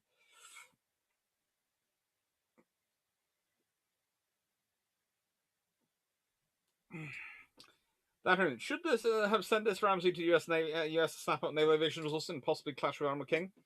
To be fair, there was another officer sent down there who was fairly decent and who would go on to become a first Sea Lord in his own time, and the only one I think who's came from the naval aviation branch. I'm not sure. Let me just remember. Is he the only first Sea Lord to come from the Royal Navy from naval aviation? Casper John, he was naval aviation. Let me just check the list. No, he's not an aviator.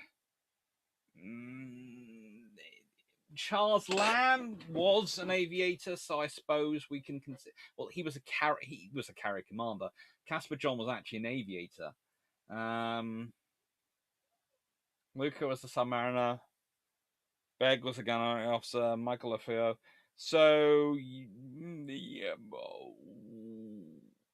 Edward Ashmore, no. Terence Lewin, no. He's a destroyer, frigate. Man, he commanded an aircraft carrier. Yeah, but that's post. Basically, the guy who's off running the procurement of aircraft in America is called Casper John, and he will go on to become First Sea Lord of the Royal Navy. So he's fairly decent. And fairly capable of his job as well.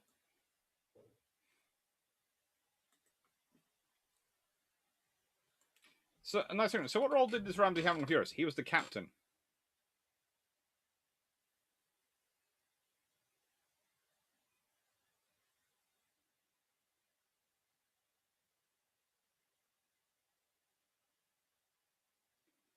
Does good. Bad officers in the interwar period and interwar and World War II period tended to get posted to places they either resigned from by letter or arbitrary. Occasionally. And here is the last person we're sort of looking at, in that I will then lead this go through and just turn this into discussion. Dame Elvira Sybil Marie Lawton Matthews. She is this lady. Okay? And she is very cool. She's born on 21st September 1888. Years of service 1918 to 19, and 1939 to 46. Died on 25th of September 1959, age 71. Commands held: Women's Royal Naval Service. Detailed. Daughter of Sir John Knox Lawson. Yes, the guy who was the chair of naval history at King's College London is named after. So yeah, she was very, very cool. Lamb was an aviator at Toronto.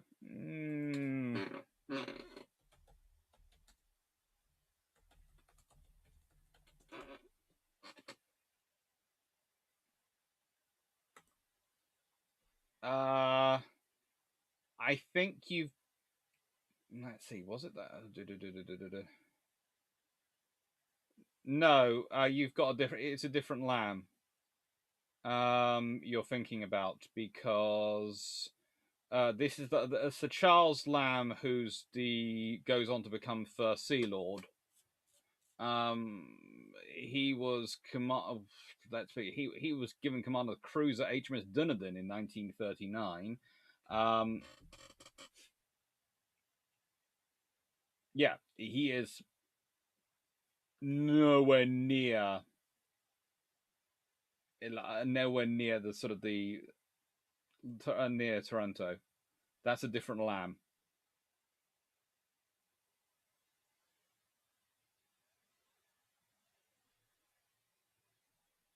from memory.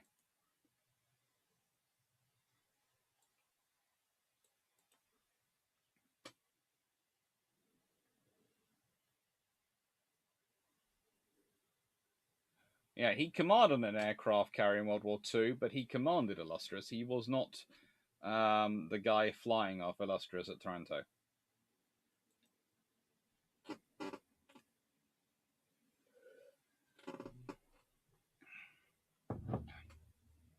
Good luck, Roland.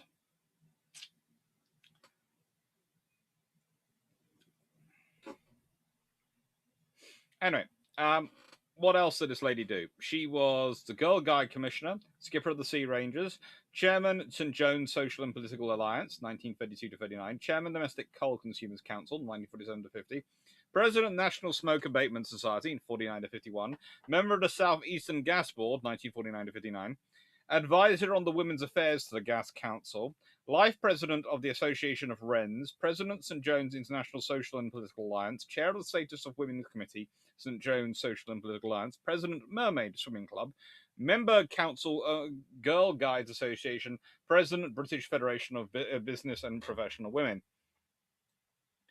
Okay. Dame Elvira Sybil Marie Lawton Matthews.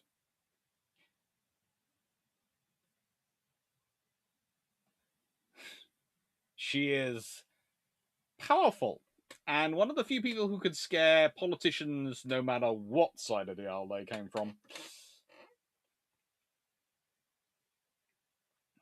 Yes, that's got take a bat off some post them to a boring desk job in Hong Kong or Singapore. They either catch something or hate it so much they decide to look for employment elsewhere. There are other offers. There are other opportunities as well. You can post them to all sorts of places in, well, various nasty parts of the world at this point.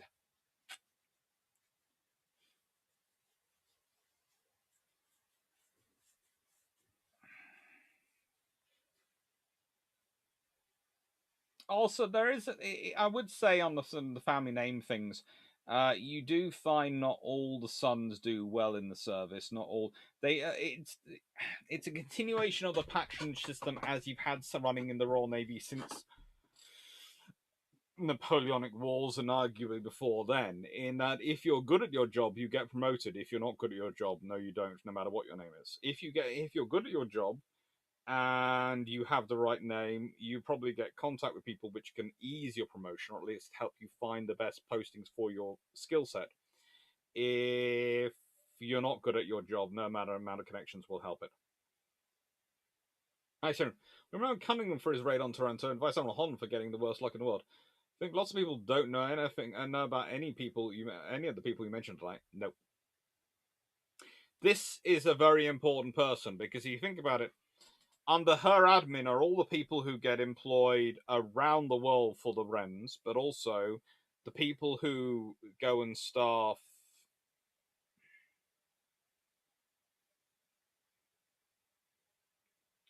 brain Bletchley Park, and all that stuff. They're all under her authority. And she has to check on their conditions and check they're okay. She has to be read into the security on the highest levels. And yes, that is Mrs. Churchill with her.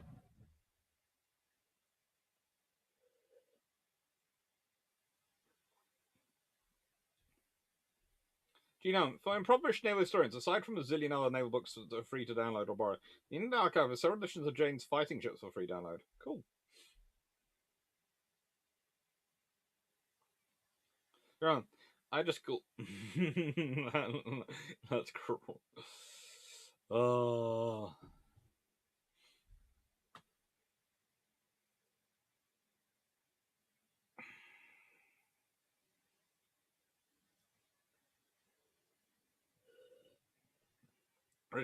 Princess Patricia has a regiment in Canada. That would never surprise me about Princess Patricia.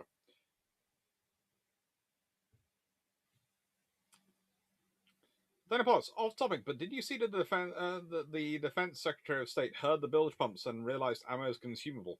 It's amazing. There are so many things currently being heard about us, but apparently some people still aren't listening to the actual podcast and then commenting on people posting things in response to the podcast, and they don't realize what we're saying and what we've been talking about.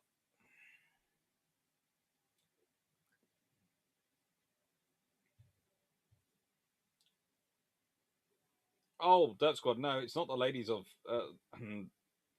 not the specific scenarios you're describing.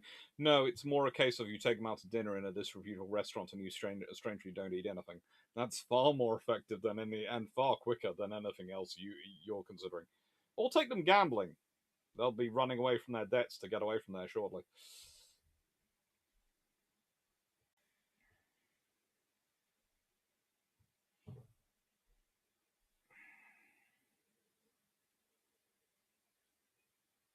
So, is this lady you mentioned? No, this is not that lady. That was an American lady.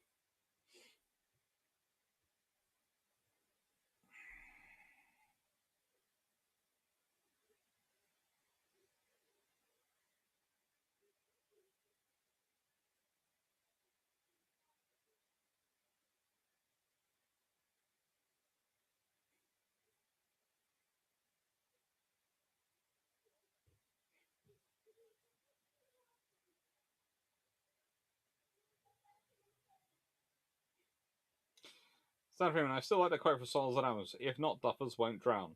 If duffers, better drowned. Yeah. Let's put it this way: a father can only get away with saying those comments if he's fairly sure his children are not going to be categorized as duffers.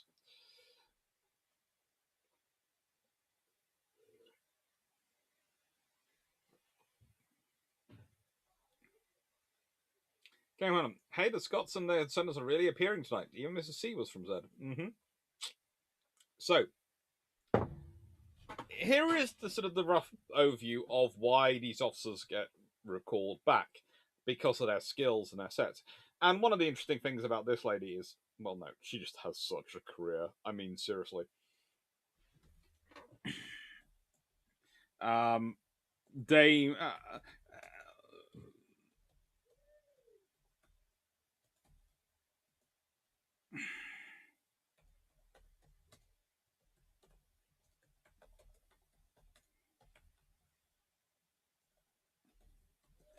So,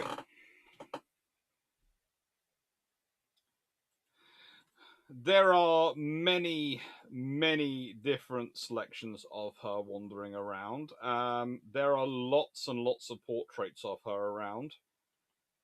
Uh, she's one of the. She basically joins up as soon as she can.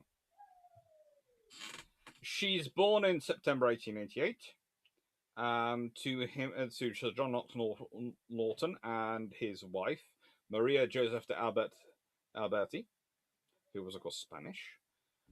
She had three brothers and a sister. She's educated at Convent of St Andrew in Streatham and Tournai in Belgium. She also attended King's College London. Yeah, she attended King's College London.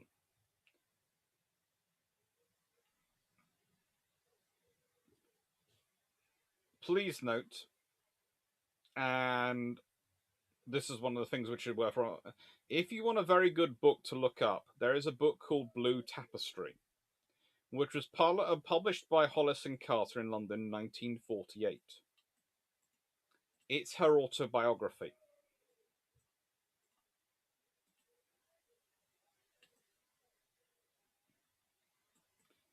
There is there is an edition currently available on A-Books, and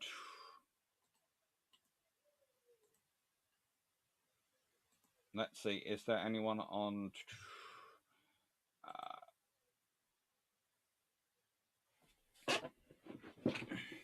There are editions for her on the German Amazon, apparently. But yes, it's one of the books you want to look up. Blue Tapestry.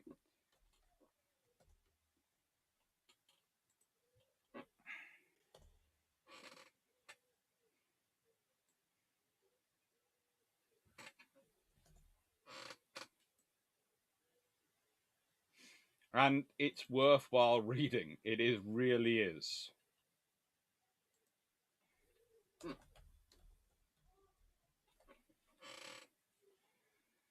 There's a Kindle edition which is $4.99 to download, and I have to admit that's the version I myself have because I haven't been able to find a specific hard copy version.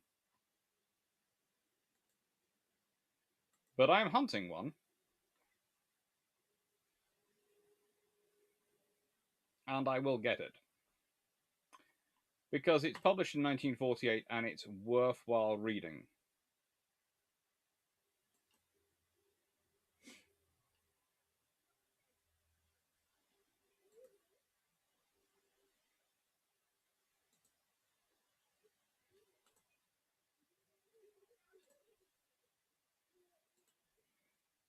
Actually, I'm being naughty. There is one left in stock on Amazon, so I'm quickly trying to see if I can get it before everyone else goes to it. And by now. Yes, it's mine. Right, so sorry, live on air. The sort of book was actually for sale for once. I went, yeah, I'm grabbing that in hard copy. That's good. In the UK, the political head of the department is the Secretary of State for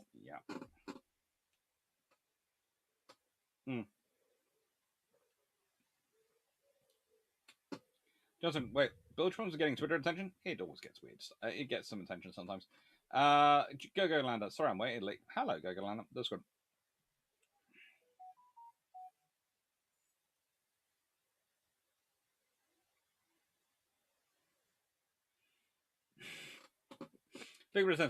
One of the recent podcasts gave me visions of Marine snipers in Congresswood and Crow's Nest on top of Zumwalt, shooting M14s at chaff dropping drones and having just a grand old time. Don't joke. There are actual thoughts.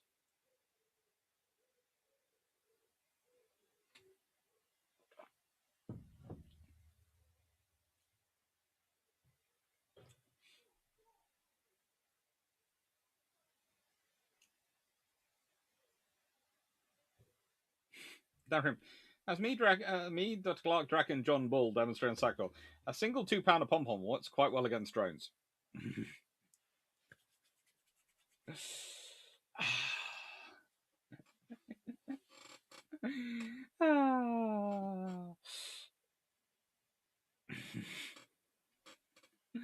Okay, it's not really an impulse buy if I've been. It's not an impulse buy if I've been hunting the book for a couple of years. Okay, it's not an impulse buy. It's kind of like the new tanks I have in there for my Space Marines.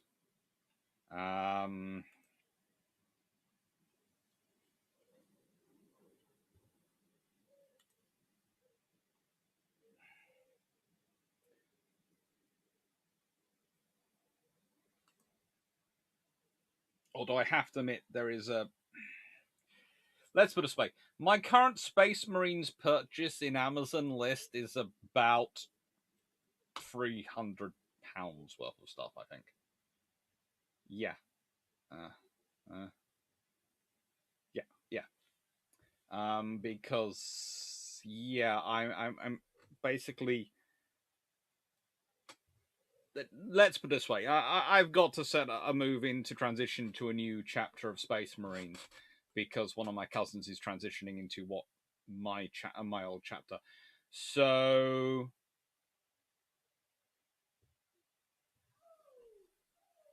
yeah, I'm basically going. I need to boost that a little bit and boost that a little bit, and yeah, I'm transitioning from Templars to Iron Wolves mainly because of my cousins who are transitioning into the various Templars, and I never play the same chapter as my cousins because I like to be different. But I also do like to have a lot of dreadnoughts and a lot of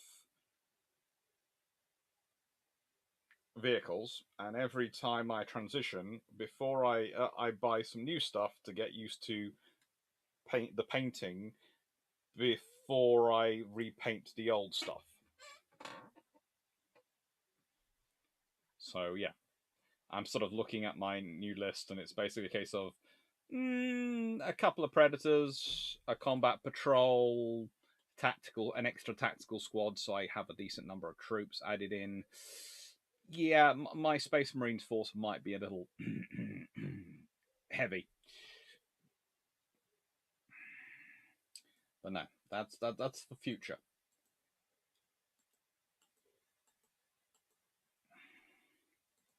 So let's consider what are the reasons to retire an admiral. And now I've been off topic completely. What are the reasons to retire an admiral? Well, they can retire themselves if they feel tired, or if they decide they don't want a staff role and they would prefer to try their luck going to sea as a convoy commodore. Those are the options. Hello, man, 6040.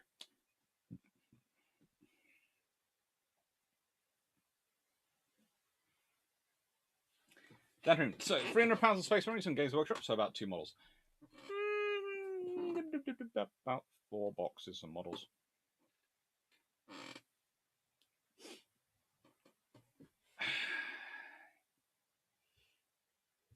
I've been thinking this over since technology has matured and it's become relatively cheap. That doesn't mean that the military should bring back 20 million to 40 million AA cannons back.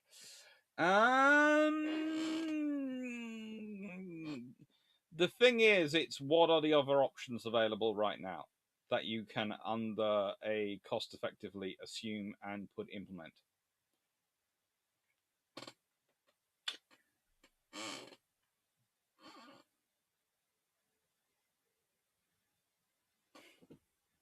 Worn out physically, mentally. Yep, that's a good reason to be for them to retire. And there's a pretty good thing when you start reading through this and you look at the officers and the various roles they served. You know, you've got First Sea Lord and Chief of Naval Staff. Well, you've got the Admiral Fleet Stanley Pound, who is 1939 to 43, and you've got 43 onwards. You've got Andrew Cunningham, Deputy Sea Lord, post created to reduce administrative burden on Sir Admiral W. Pound and retained by Cunningham.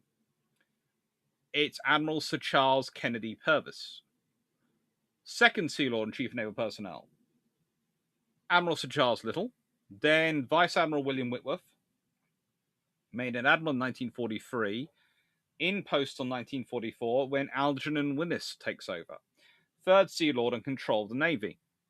Starts out after the death of Henderson, Bruce Fraser. Then it's Frederick Wake Walker, who dies in 1945.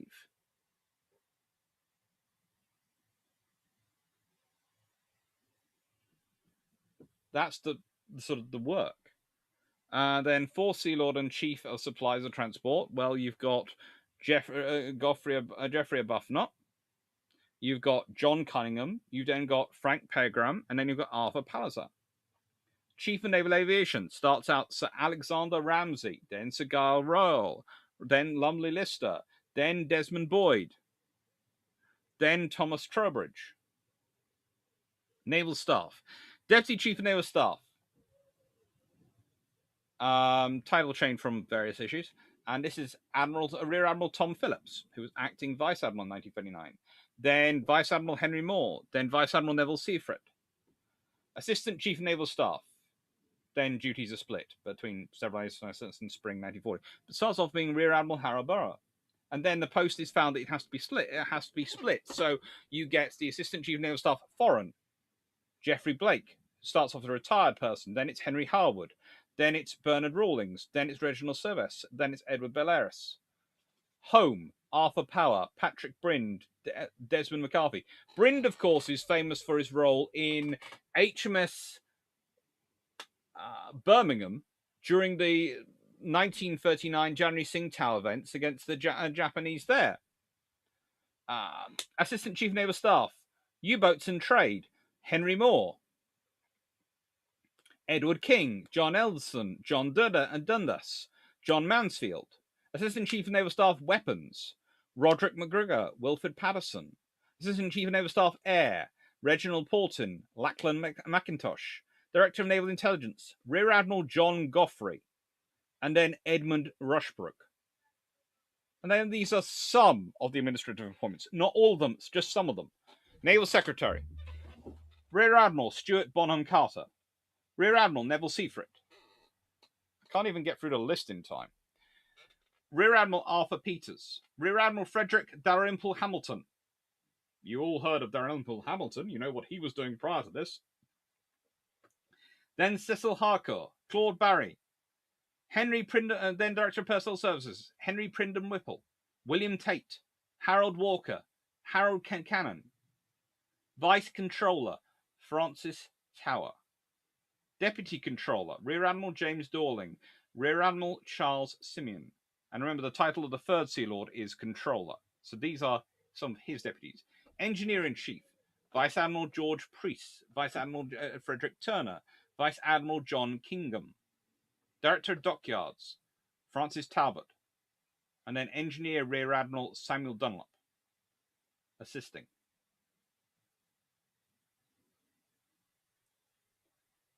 Adjutant General, Royal Marines. Changes to various other ranks of time. General Sir William Godfrey. Lieutenant General Alan Bourne. Lieutenant General Thomas Hutton. And these are just some of the staff roles, because you have to remember the Royal Navy in World War II.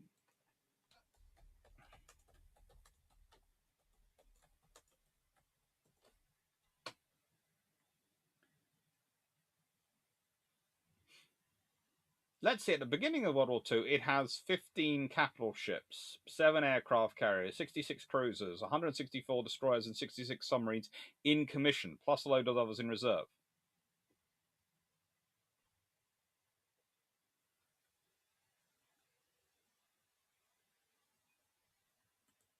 When World War II ended, the Royal Navy had 19 capital ships in service, 80 cruisers, when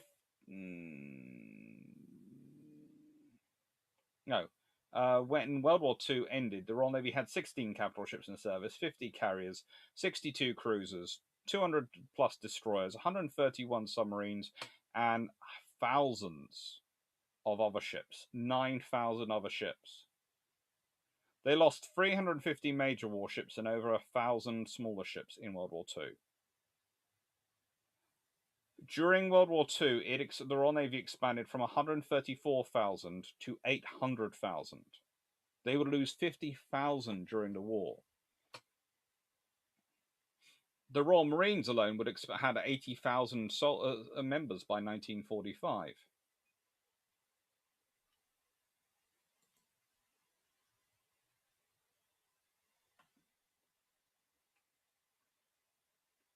But that is the reality of what you're dealing with. You're dealing with a massive expansion of force.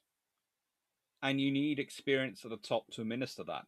But also, some of that experience goes, I don't want to be involved in administering it, or they are worn out by administering it. A massive expansion. The current thinking for drone defense is pulse lasers. Still many difficulties, but the tech is practical. Just expensive and currently delicate. People say mirrors are a problem. They're not. No, it's the lenses. and it's the software. But in the nicest way, that's lovely, and that's certainly practical for vessels which have the power generation capacities and the space to take that power, but not so practical for smaller ships. Well, that Bonham Carter family? Yep, that Bonham Carter family.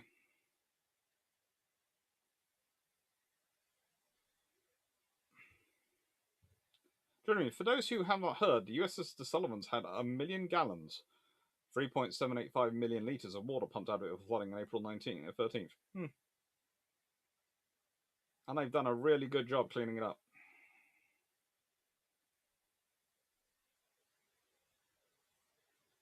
CPO Fast Forward, hello! We're opening Sackville to the public tomorrow. That is the end of the drone shooting season. Hello! It's a shame it's the end of the drone shooting season, but I can understand why. And I will say this again, please don't climb up places you're not supposed to climb up. As we said on the video several times, me and Drac got permission to go where we went. And we went everywhere we did with permission. And often supervision. And thank you for being here, CPO Fast Forward.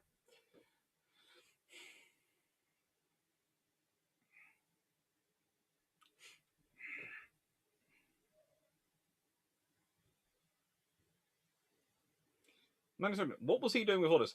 Well, Daryl Hamilton was the guy who managed to make HMS Rodney find an acceleration pedal a few times. John Goffrey should sound so familiar. These are lots of these officers I have brought up before because they have interesting careers.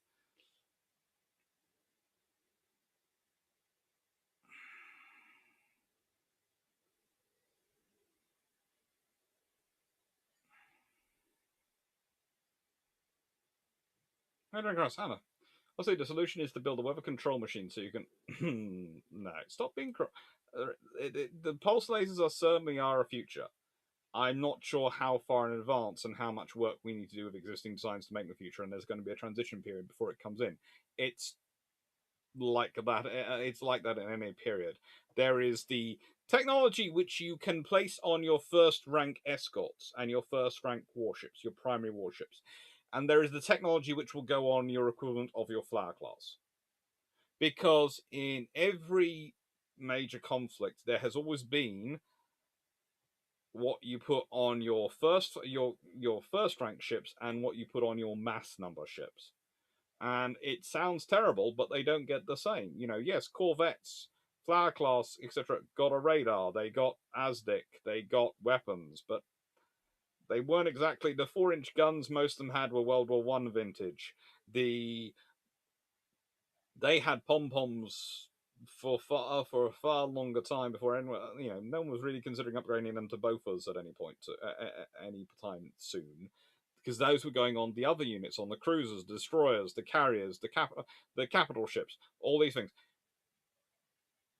And you have to think that through sometimes, because I would say, one of the troubles we have looking back in history now is we've very much the Cold War, and especially the post-Cold War mindset, where every ship you have, because you have so few, is a first-rank capital ship, and has to be because you have so few, affects your thinking, that you automatically presume it was always like that. But no, the tradition actually has always been a high-low mix.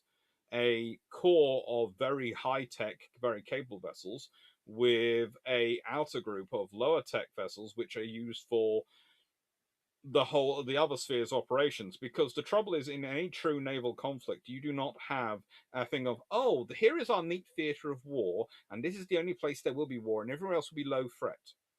Because in the nicest way, usually you have surface raiders and things going around, and you need something to protect you against them. You in a peer conflict, in a true peer conflict against another global power or an aspiring global power, you will not have theaters of war. You will not have theaters of war and theaters of peace. You will have a global conflict. And you have to understand that. And that requires an entirely different mindset from what we built in the Cold War, which was entirely predicated on having these numbers. And it also provides an entirely different mindset on your senior officers, because Again, why do you have so many senior officers? Because you need people watching all these areas. You need them with their with their experience, etc., applying their experience to the information going on.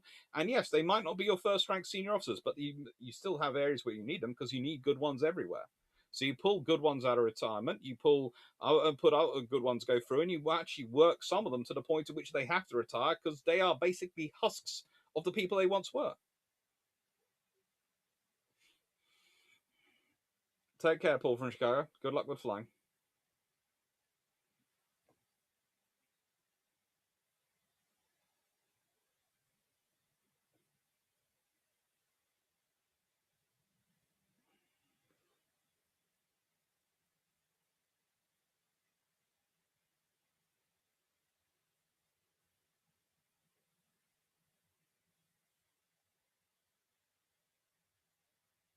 Because I fear much laser tech is 5 years away and always will be, possibly along with the fusion power to fuel it.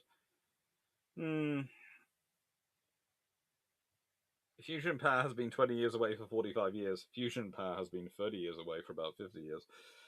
Oh well.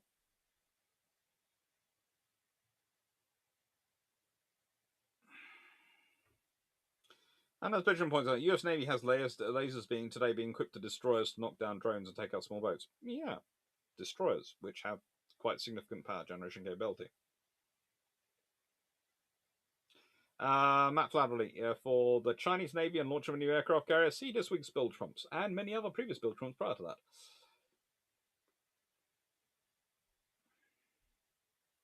You can find it on Simplecast. It's me, Drac NFL, and Jamie from Armored Carriers.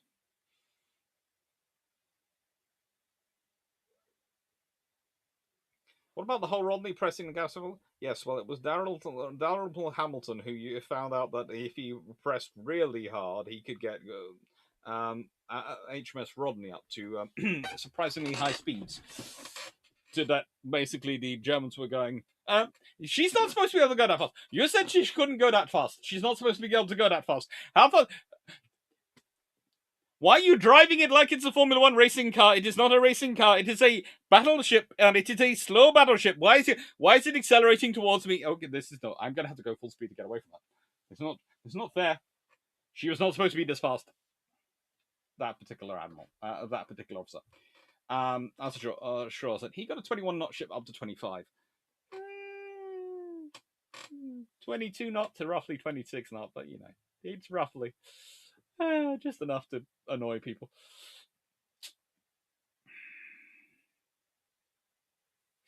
With a trashed engine as well. He found speed where no one thought there was one. Formula battleship. I plan to watch it.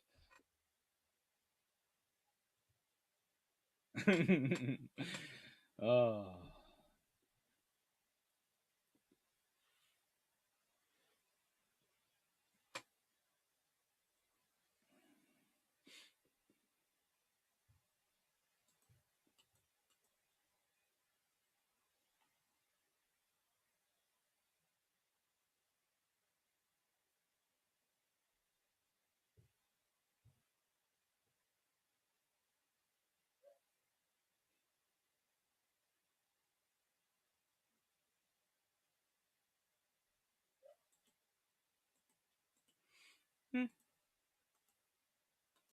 I'm now scanning through questions rapidly because a whole load have just shown up on my screen. July looks like June. Funny. Yeah. June was quite long. July looks kind of light in comparison. And then August, we'll all be prepared in advance before August. I think you're going to enjoy this one. Okay, we've got the Chrono class, we've got the New Orleans class, Romadio Matakili class for the Reggio Marina, Aldri for the Marine Nationale, and the Chathams of the Town class. But in July, we have the Northampton class, the Luigi Cadona class, and the Kirov class, Project 26 of the Soviet Navy, just because I felt like doing them. There's also the Shapiev class and the Svelbov class coming. Various points, because, why not? And the Daedalus class. So that's the year of the cruiser so far. December is going to be all sorts of specials when I get them all ready.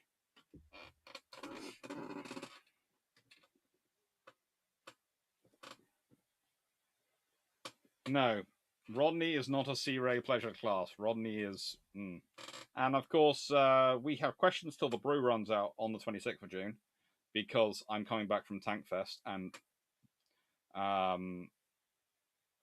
and Chalk Valley History Festival. And we have Patriotism Frigates Cruisers by Another Name, Modern Frigates Cruisers by Another Name on the 30th of June. That's going to be fun. I still need to change those dates. So let's go back to this going through. And we'll make it down to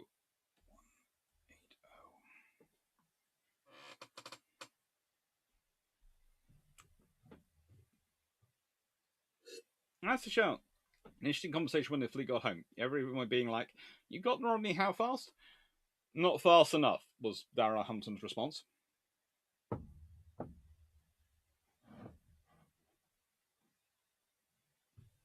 Well, yeah, she is a 21-knot ship with the boilers at 250 psi. Did we not mention we've tested the 600 psi? Oops. Mm-hmm. The Blackburn Rock, Blackburn Skewer would have been replaced by 959 if the Royal Navy had time to acquire an adequate replacement if they got luxury of time. Would have been replaced by 1942, probably, not by 1939. They pretty much just ended service in 1939.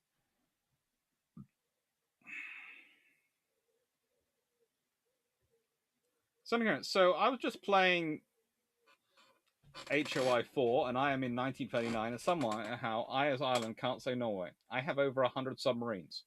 How does Ireland have 100? What have you done to Ireland to have 100 submarines? How did you? That just, yeah. And they still managed a naval invasion.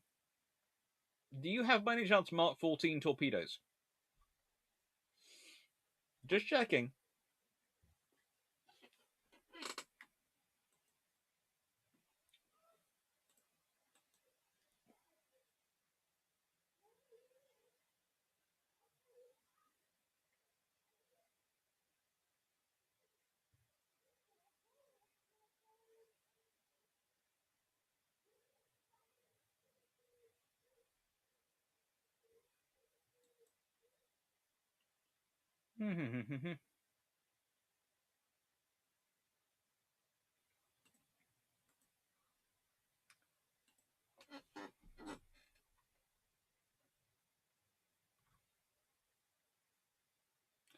That's shot. I imagine the response to Hound would have been from the other pics, or it never happened.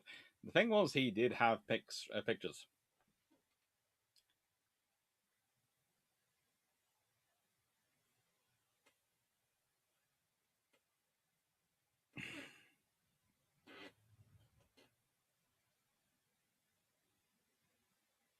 So no, I have 100 submarines in Norwegian waters. I have like 230 in total, and those are like war models. How?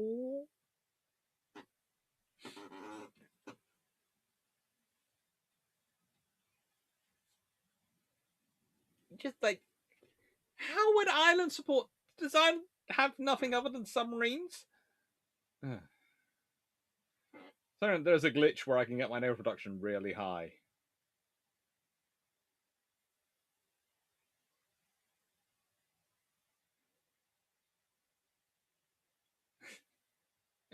Okay. So, as we discussed at the beginning, not every lieutenant becomes a lieutenant commander, not every lieutenant commander becomes a commander, not every commander becomes a captain, not every captain becomes a rear admiral, not every rear admiral becomes a vice admiral, not every vice admiral becomes an admiral, not every admiral becomes an admiral of the fleet. So, there are at certain points people are going to be retired. There are going to be promotions of experienced officers, because if you leave an admiral in post, then you can't promote up behind them. And it's going to sound strange. If you can't promote them up behind them, you can't promote all this way back. Because otherwise you start to get bottlenecks verging where you have a ton of lieutenant commanders and you don't need them. And you need to be able to keep promoting officers in wartime, because how do you reward experience? You promote them. So if you don't have people going out at the top, you don't have them. You don't have a way to do that. There's also the fact that officers get tired. Everyone gets tired, and you are working these people who are often experienced, but that means they're older, as hard as you can. I think one of the things that I've often worked out is that Henderson was working somewhere in the region of 16 to 18-hour days for much of his period as Third Sea Lord. That's just not healthy. Not every adjunct becomes a tenured professor. Yeah, welcome to my world. Not every contract lecturer becomes a tenure becomes a tenure becomes a tenured lecturer, becomes a senior lecturer, becomes a associate professor, or reader becomes a professor and a chair, eventually a chair.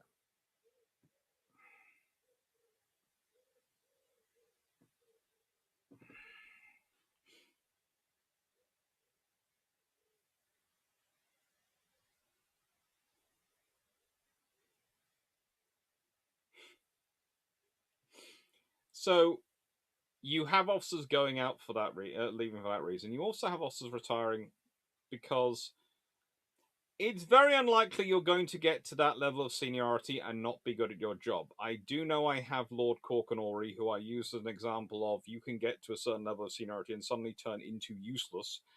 But Lord Corkenori, trouble is too service minded, and so as such spends most of his time fighting the army in Norway rather than doing his job.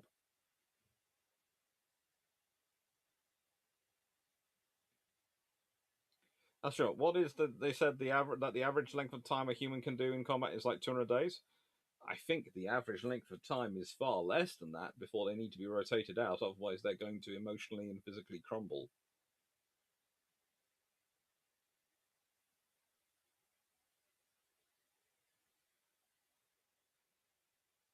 So now, also, Norwegian waters are mined in a way that you could probably walk on mines from Germany to Norway. Oh, that is how they invaded. You laid too many mines, or there was ice. That's always a possibility. There's ice.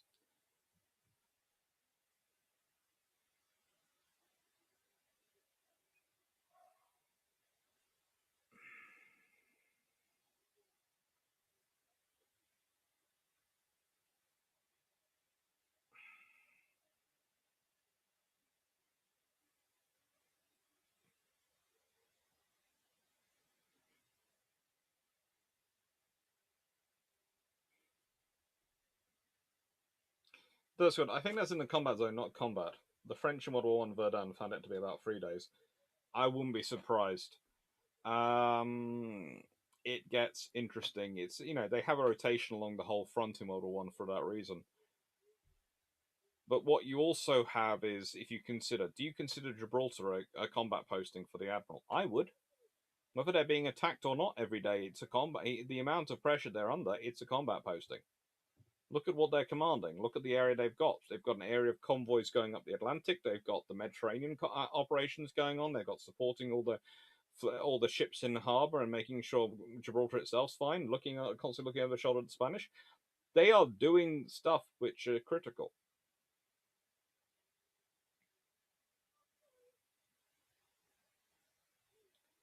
No, sorry. Do you know the Mahusive Sergeant and Greenleaf padlocks of the US military use? I've procured one of the currently used models in new condition. Oh, you want to make it sure that they basically you've made it so it's more practical to take the door off than to pick a lock.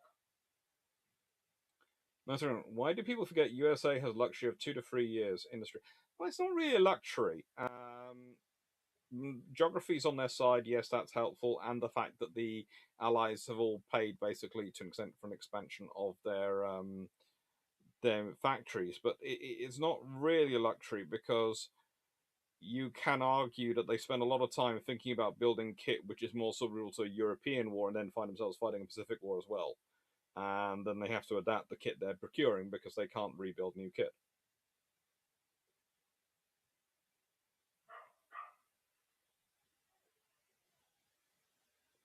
You might have cheated some manpower, Seneca Nero. I have no idea why you think you.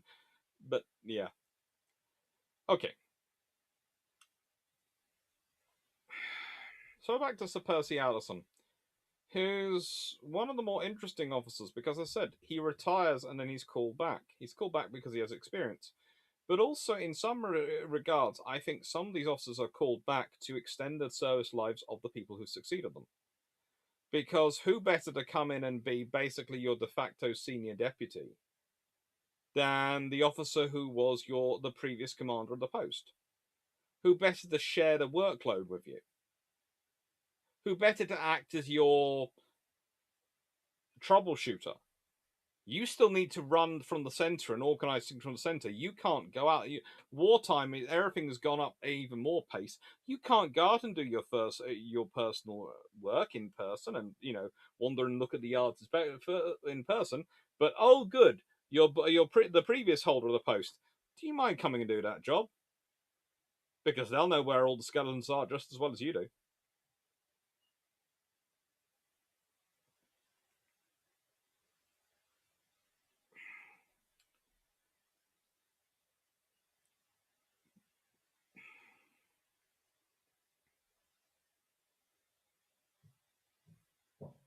Right, depends what you mean by combat. Actually fighting or being on active service, not on the front line such. Both for pressure, but still a stress.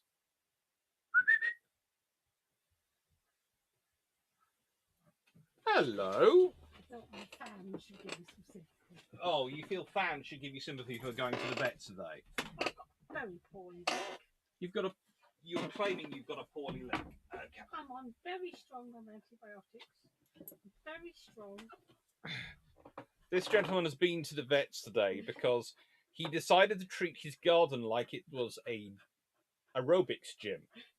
And maybe a rock climbing wall. I'm not sure which, but you basically decided you were going to scramble over a thing and you hurt yourself, didn't you? Yes, you did. Very sorry. He scraped his leg. You can see it. You don't like people looking at it, though, do you? No, you're a very brave warrior. You're now on very high painkillers and very strong antibiotics. But, yes. Oh, where are you off to now? Oh. No, I'm not edible! I'm not edible! I need more biscuits. I've got biscuits for you in here. Good. I have. I've got biscuits for you. If your sister would like to go there, she can actually pick out the biscuits for you because they're one of the two bags in there. Not sure which one was for him and which one was for you. Which one's for your brother?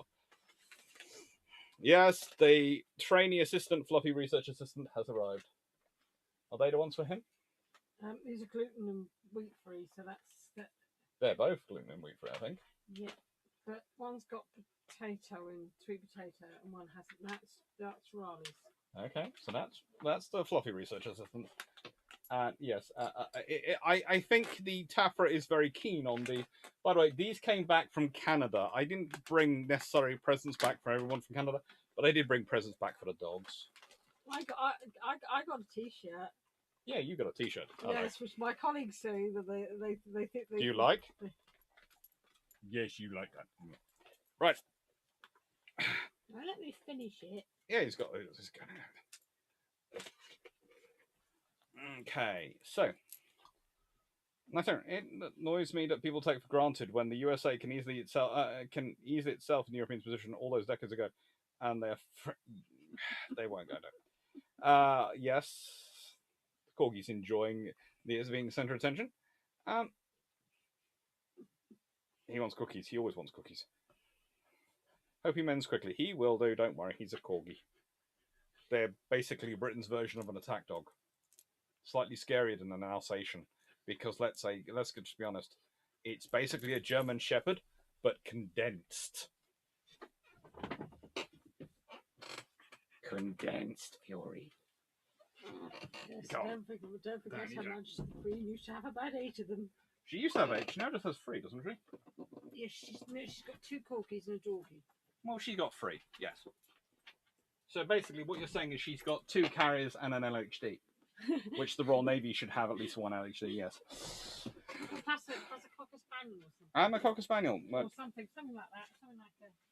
It's some dog she's inherited. Always got to inherit dogs. And sure, the French also had the Holy Road, where pretty much all the sort of supplies of venom were going. Yeah. You always need to attack logistics.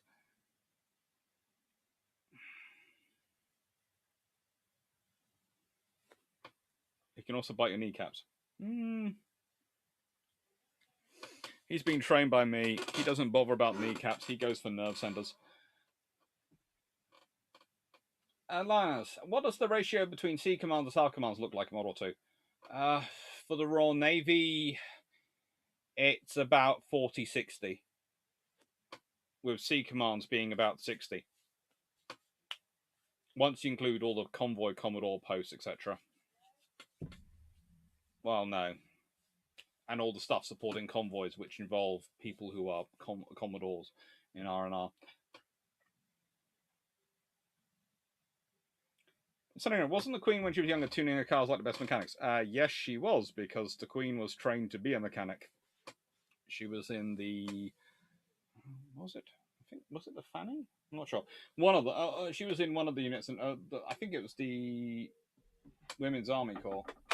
And yeah, she was a qualified car mechanic and did fix her own car. Right. And we're back to Belle Davies. So, any questions? Because it is roughly 9 o'clock and I have got a vaguely sick corgi to go and check on. Despite previous attentions, he is not the happiest at the moment, especially when it's time for medicine. A vaguely sick one. So, any questions? Corgi is high as a kite. Pretty much. But he still doesn't like his back legs being looked at.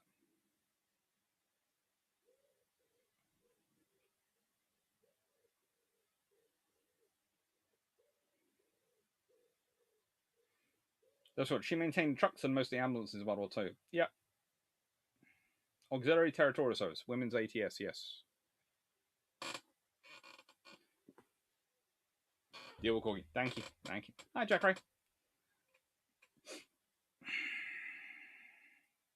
I hope you've enjoyed tonight and I hope you found it interesting because it's basically a case of explaining why some officers were retained and returned to service. I felt explained why some officers left the service. And I would leave it on this lady who, if we go through to her, Dame Elvira Sybil Murray Lawton Matthews, you couldn't get any more naval. If the Navy had continued on with its women's Royal Naval Service during the interwar period, she would have stayed in it because she loved it. She loved the Navy life and she loved working in the Navy.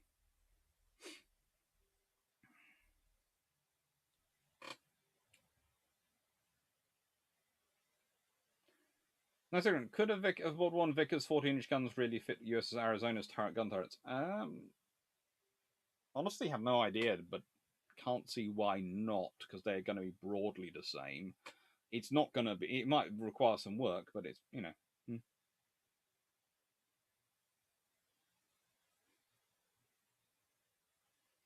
Yeah.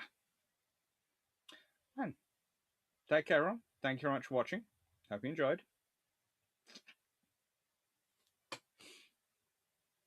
Brilliant. I'm glad to see Under Pressure, Living Life and Avoiding Death on the Submarine made it to your Canada book review. I thought he might be a future Biltron's guest. You never know, might be. There are stranger things we've done with guests, and we are trying to hunt down some guests.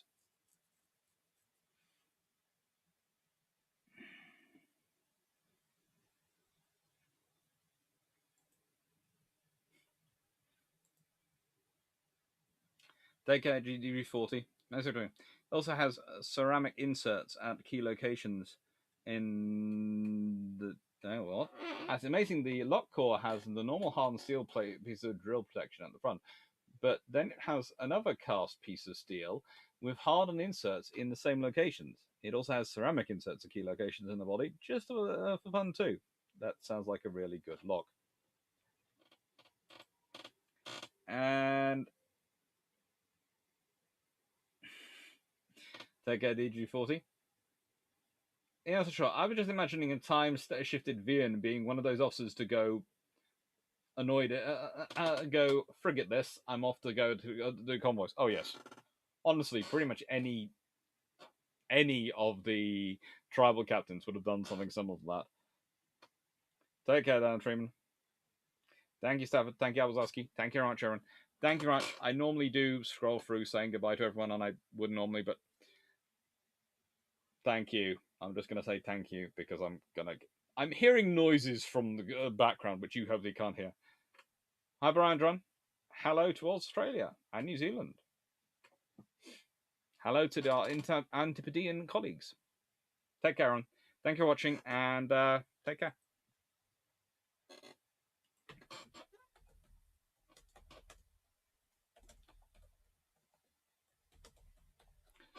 Oh.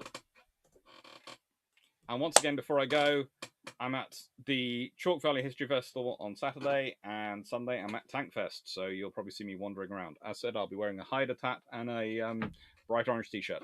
Take care, everyone. Hope you're well and hope you have a good time.